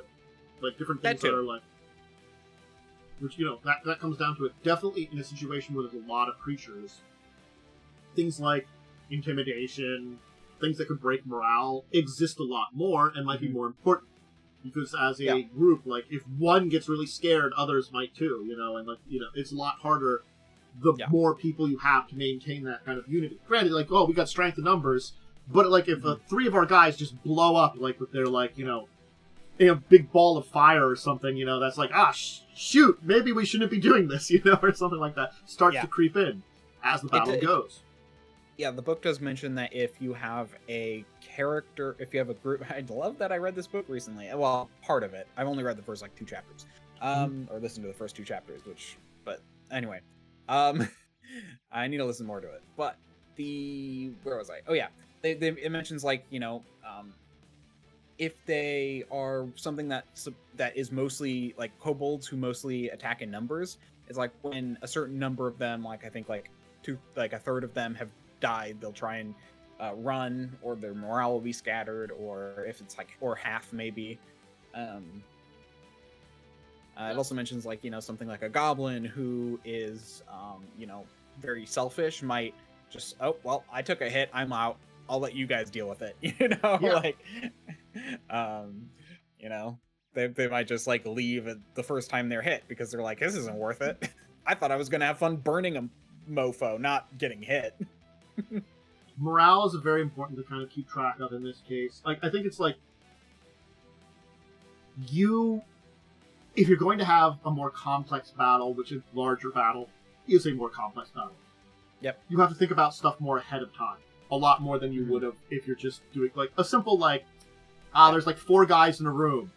You do want to think about some of these things, but it's usually not as important to think about those things, or, like, it's not going to have as major effect on something like, you know, again, a lot of that basic stuff of, like, understanding what their tactics are, what their morale is, and all that stuff is something you're going to just have to think of for every creature you have. But, like, when it comes to larger groups and managing that and understanding them, it becomes a little bit more important because, as you said, how many of them can fall before they're like, we're losing here, let's get out of here. Yeah, here's what I'd say. It transitions from helpful to necessary. Mm-hmm. Yeah, there we go. Because it's always helpful to think about that kind of stuff ahead of time. But if you don't have time, and they're only fighting 4 dudes, okay, fine. They act a little stupid, whatever. You know, they rush the enemy and attack. Okay. Maybe they were all drunk in a room or something. Or maybe they're just... Maybe they are just stupid. You know? Something like that. But if... Yeah. And that's the thing, is this definitely is, you know... Yeah, so... And I found my notes. Okay, so I changed it to, like, based on their intelligence, it's like, so there are, like, 5 categories. Instinct, basically, they try one thing, if it doesn't work, they don't know what else to do. That's their lowest intelligence level. Then there's unsophisticated, where they really have one tactic they like to try, and if that doesn't work, they aren't sure what to do, but they can try. Then the next tier is they plan and coordinate with each other well, and then the next tier after that is they're a group who can assess weaknesses and actually try and spot, like, this tier, which is like intelligence of about 14, I think, or like I'd say +2 if you're Pathfinder, 2e.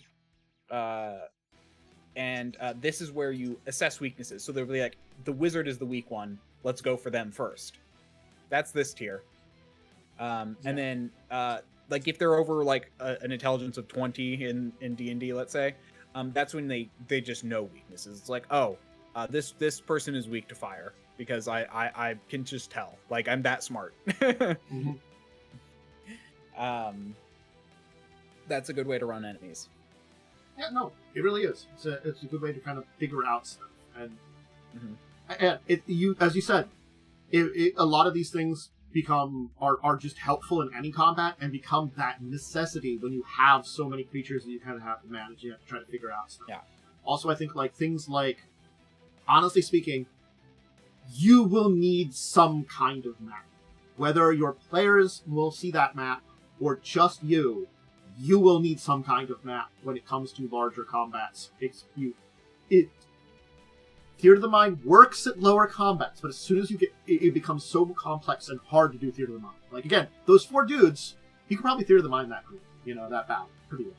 But as soon as you go to, like, 8 dudes versus your 4 team, that's 12 things they're keeping track of. You've more than doubled the complexity at that point.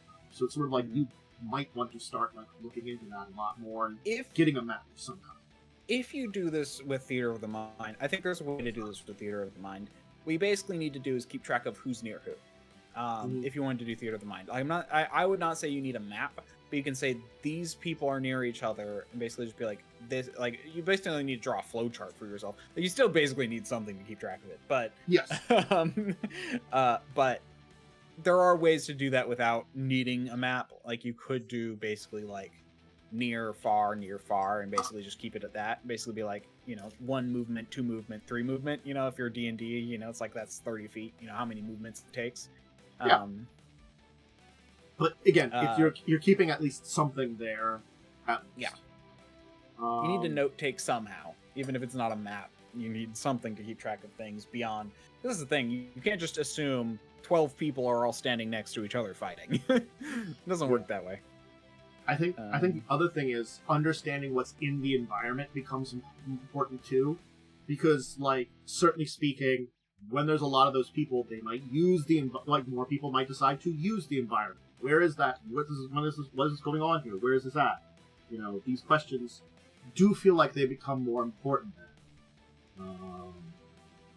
And certainly speaking, maybe your characters can use that advantage. Well, the advantage of the environment. Maybe they can't, but knowing kind of what's there and what everything is interacting with, it does feel more important. Like, if there is a giant, like, chandelier in the middle of this room, and you're like, oh, I can drop this and, like, crush 3 guys.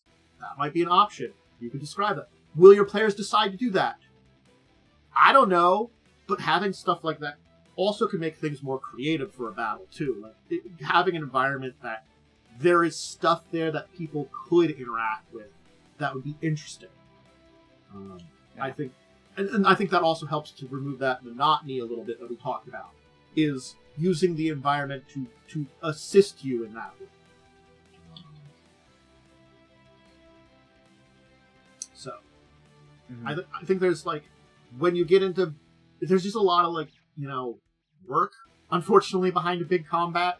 It can be really neat when done right, but it's like one of those things that, like, when it doesn't go right, you're not going to be happy about it. So the more work you do ahead of time, the better that is, the more chances you don't get that bad result.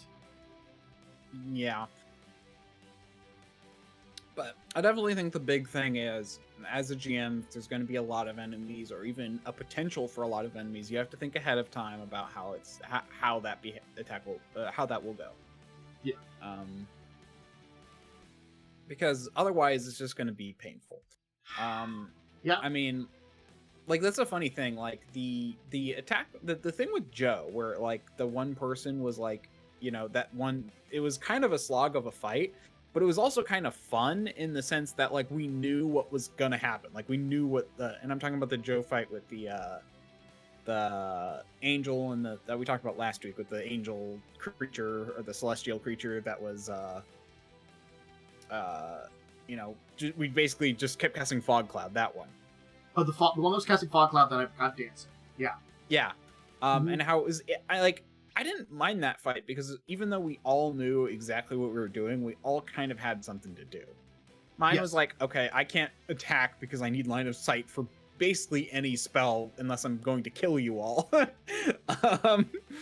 So you like switch to, I have to protect this guy that we were trying to get in the first place. Yeah.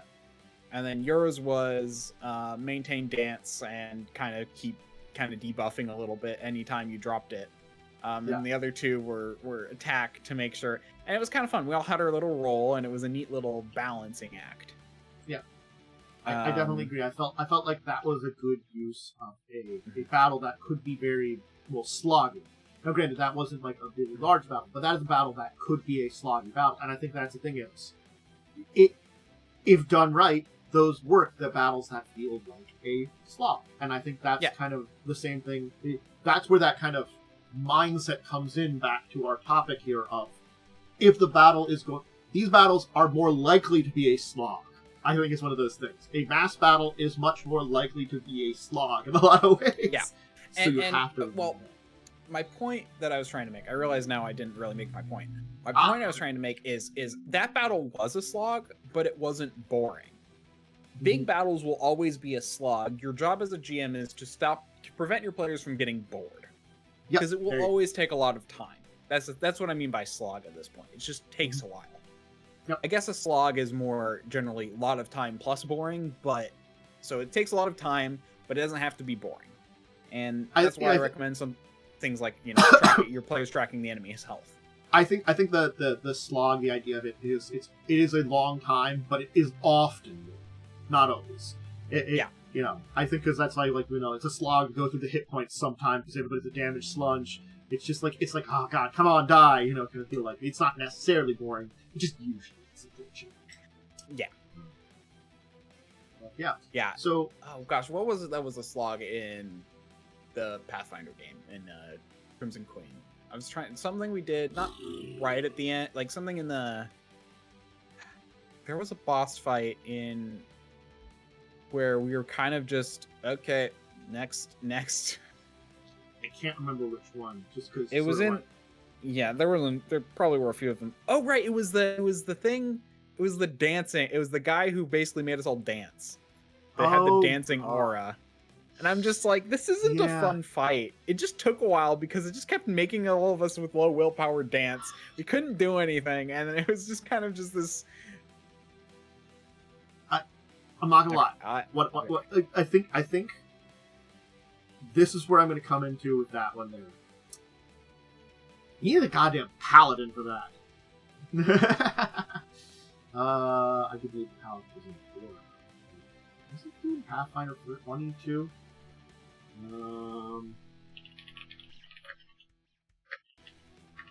I don't remember. The paladin has the aura in one also. Let me just check. Aura of good, fine grace, or courage. So it's not the same as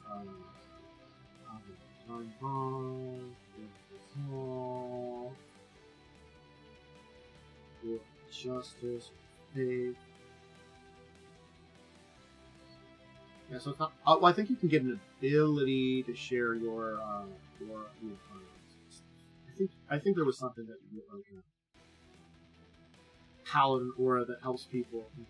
But I can mute it. I don't know if you want to mute it. No, I'm not. I just haven't said anything. Okay, I was just trying to think of. I was just trying to figure out what you were saying. Sorry. This was me mumbling for a minute where I'm trying to think of something. Is the battle you were talking about, it kind of screams to an issue that Carrying Crown has with that big adventure there. You kind of need something that, like a paladin or something that's going to have big saves or boost saves. Because I think you can do like paladin builds that give bonuses to your allies and saves and stuff too. You need something like that. Because there's so many things that involve saves in Scarlet. Yes. I mean, it was just, but it just reminded me of a slog. And I'm talking about things with like one enemy. Honestly, it's kind of interesting because big battles, if they can, also, if you're wondering why I had to run, my family was dropping off cake from my birthday that I let them take home, just because I didn't want us to figure it out. And they're like, "We're dropping it off." I'm like, "Okay." Anyway, have some cake. Yeah. So now I got my leftover cake. Where was I? Oh yeah. So, I mean, the whole thing is that slogs are kind of inevitable. You'll run into them. Yeah. But it's an inevitable thing that you're going to run into. Yeah, because you're just not perfect. Nobody can be perfect, and that's why big battles you have to put so much thought into, because they so easily turn into slogs if all they are is a big brawl slugfest where everyone just gets into melee and attacks each other. If that's all that the enemies are going to do in a mass combat or in a large combat, it's going to be a slog. And that's why and I've talked about other things, but those are more slogs because it was more of it, like the dancing one was a slog because it just took the damage dealers out of combat.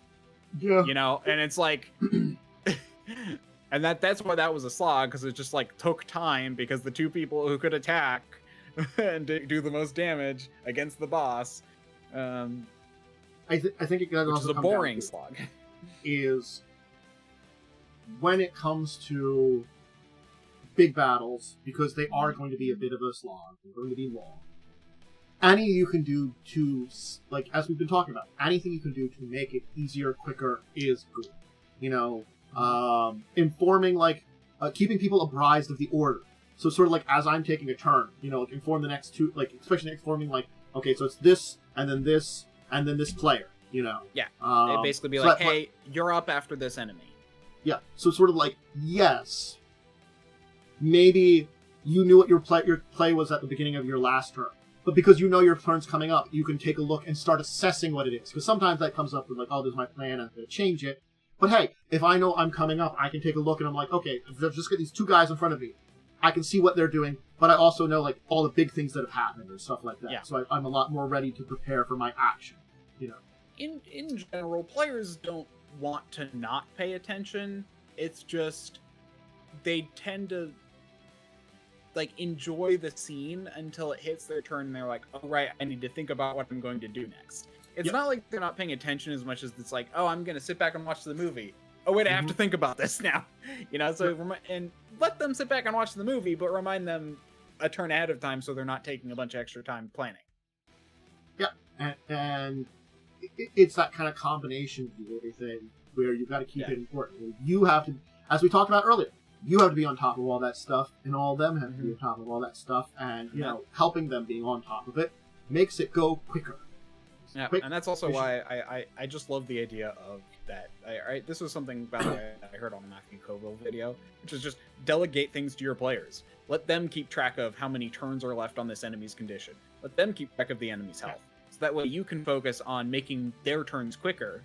And it's like, if they screw up, so what? You know? If they get a tick down or tick up a thing. I think, you know, it also depends on the situation we're in. Because, like, something like Roll20 makes it very easy to keep track of things a lot of times, you know. But, like, again, it's the difference between it depends on if you're definitely in person, there's definitely things you can delegate to players a lot more to help it out. It also depends on if you're doing, like, virtual, what kind of VTT you're doing. You just got to figure out the situation to also where you're doing it, like, actual running the game will matter on the efficiency you use. So think of ways to use the technology or situation to make it more efficient. You're very on top of it. That if like especially in person, I think those suggestions are really good to have people track stuff. You know, it could. You don't even have to keep track of you don't even have the person keep track of the actual monster's hit points. You can have track of how much damage they've been dealt. So sort of like you can like have them let you know how much damage has been dealt to them, or something like that too. Yeah, I honestly am someone who thinks that like I guess certain things hit points, like if they're minions. Yeah, I mean personally, when it comes to HP, I'm like, part of me likes the idea of players being able to see the enemy hit point, because you can generally tell how damaged something is at a glance. But my favorite is if this is possible. Like, so if the system doesn't have the option to do tiered, like they're wounded, they're in, they're at 3/4 health, or they're lightly injured, and wounded, or something.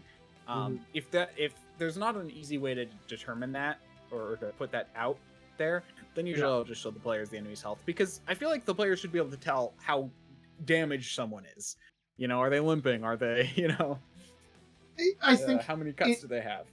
I think it is still a little situational, but generally speaking, I would agree. That is a personal opinion. I will admit, it really does depend on your players and who you are as a GM. I think I honestly am more like, it also depends on the creature. If I'm a, generally speaking, like a humanoid creature fighting a humanoid creature, I can probably tell how much damage they've taken. I understand that body. But there are certain creatures that probably it's a lot harder to kind of judge, and so I don't know. I can see situations for it and situations not for it personally. That's kind of where I'm at. Yeah, and that's the thing is I just don't see it as horribly inconvenient, and I actually think it creates tactical options, because I kind of just, if I let the players see the enemy's health, then I can just assume the enemies can see the player's health and target the weak one, So there's kind of this thing where it's like, oh, if people depends basically on, as a GM, and there's a point where if your players are someone who's going to heavily exploit something like that, be like, okay, I ticked him down to this health point, and now I can cast this spell which does this amount of damage, and they're basically being, and your entire group is like that, where it's basically they're going to min-max every single amount of the enemy's hit point or something, where they're like, okay, they're at this point, so I'm going to make sure they are, so now we can do the non-lethal strike. Maybe, that's kind of to be expected if you do this, though, actually. So, and that doesn't bother me that much unless they're obnoxious about it. Honestly, it really depends on how they behave. Haha, I'm going to knock out every single person because I can see their HP, Yeah. Why kill anyone if I can non-lethal them? So, but there's some ideas, suggestions, talking. This is a type of combat that does come up occasionally. Much more so than mass combats, where it's a large amount of people versus a large amount of people. Your team's fighting a whole bunch of dudes, that's gonna come up. Situationally, it will. So, I hope this advice helps anybody that's going to go through a big battle. Shall we handle our week in gaming then to finish out today? Sure. So, there was no Joe's game this week, and it would have been this week, but we're missing someone, so I guess we're waiting 2 weeks, it sounds like. We're going to do a double skip. Joe's, yeah, so we're basically going to skip, well, for Joe's game? We're not going to do tomorrow, and then the next one will be on the 5th, so we're basically waiting a month between games. Yeah, that's fine. I'm not going to lie. I like Joe's game, but the every other week does feel like slogging away a lot of times. I know it's all he can prepare. So,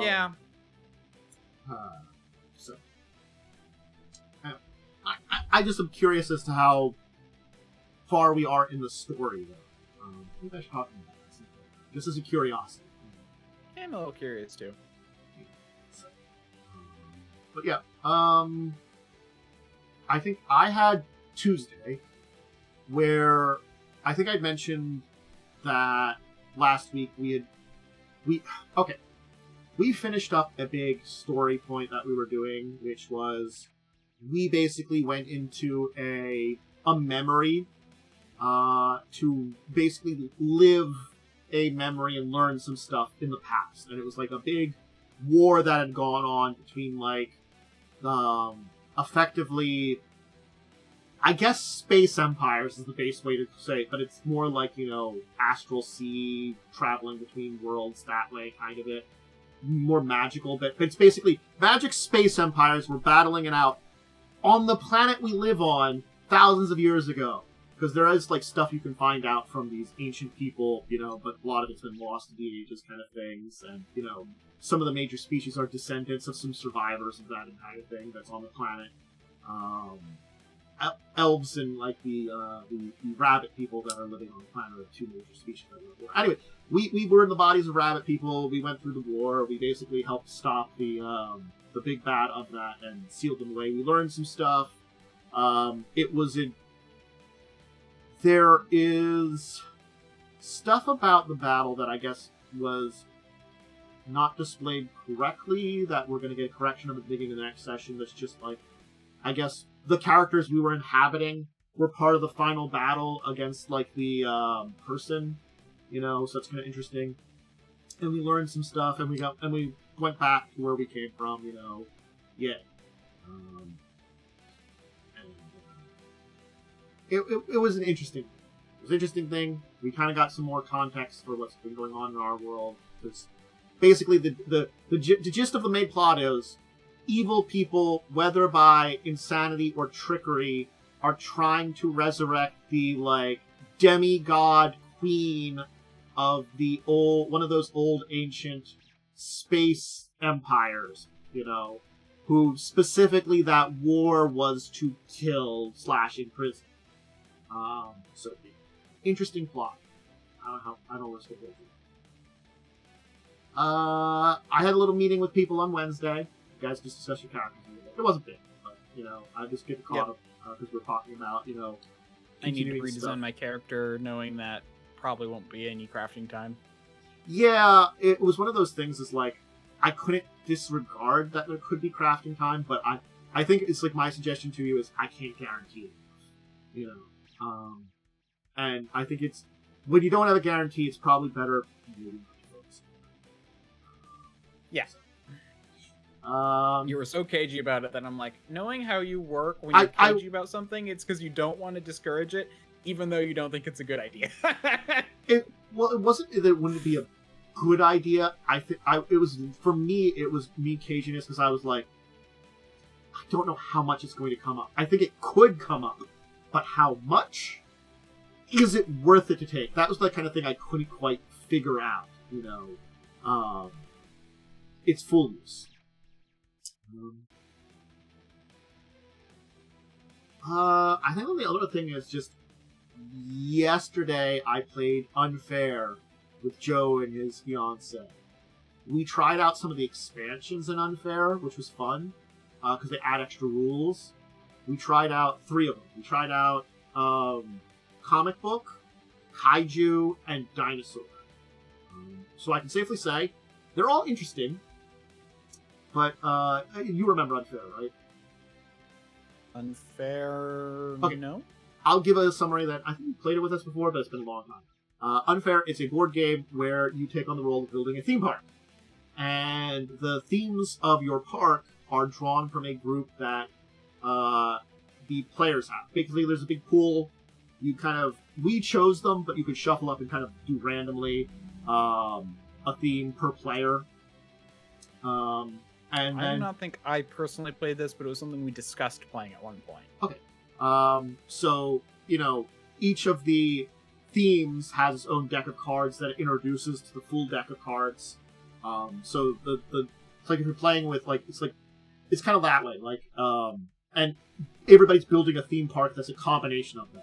So we were building comic book, kaiju, dinosaur theme parks because we had all 3 of those that we were kind of building. But depending on what cards we got and stuff like that made a difference.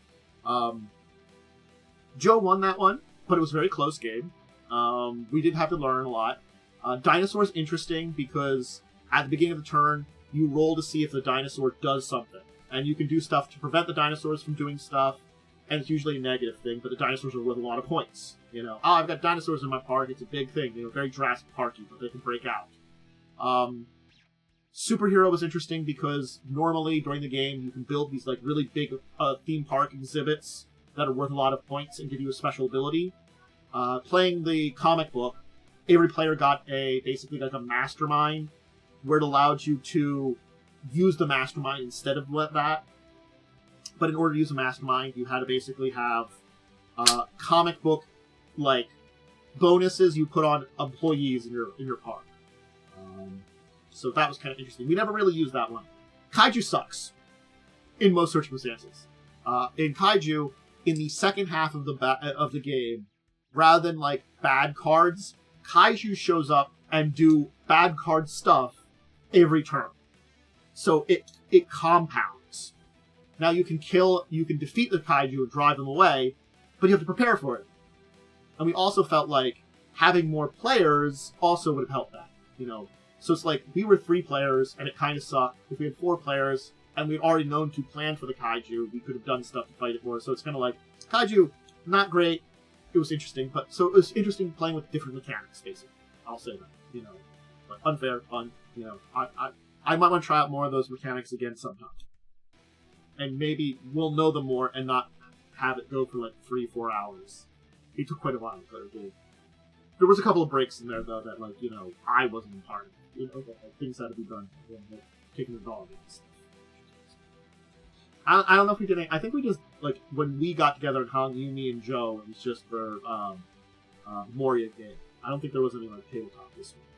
Unless I'm forgetting something. No, I don't think so. Was there anything else you did this week? I'm trying to think of anything else. I think that's all I did. No, I haven't done anything this week. I've been mostly playing the dwarf game on my channel. Dwarf game does seem very fun. So I guess that's our week for gaming. All right, so we can kind of get on out of here. So Worm, where can people find you? Blah blah blah blah blah, all that kind of stuff. Yeah, I'm DiamondWyrm. You can find me on twitch.tv/DiamondWyrm or @DiamondWyrm on Twitter. And DiamondWyrm on Blue Sky. I really need to get that smoother and remember it all the time. Anyway,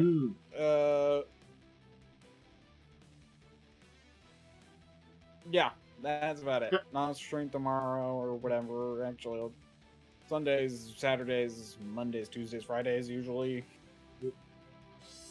Yeah, at least I forgot that like we change the schedule tomorrow is going to be like interesting for me because I thought I was going to be a lot more busier than I am going to be. I don't know. I'll figure it out. I'll have a little bit more time, but not a lot more time. It's going to be crazy. Anyway, hi, Dracovin. I hope you've enjoyed being here. This is my channel. Things are usually on. Thank you again, Worm, for joining me. Remember, check out my stuff. I usually put stuff up on YouTube for tabletop-related stuff, but I do stream over on Twitch. My schedule goes up on my Discord, Blue Sky, Twitter/X, and my YouTube community page, just to give you an idea of it. Check it out.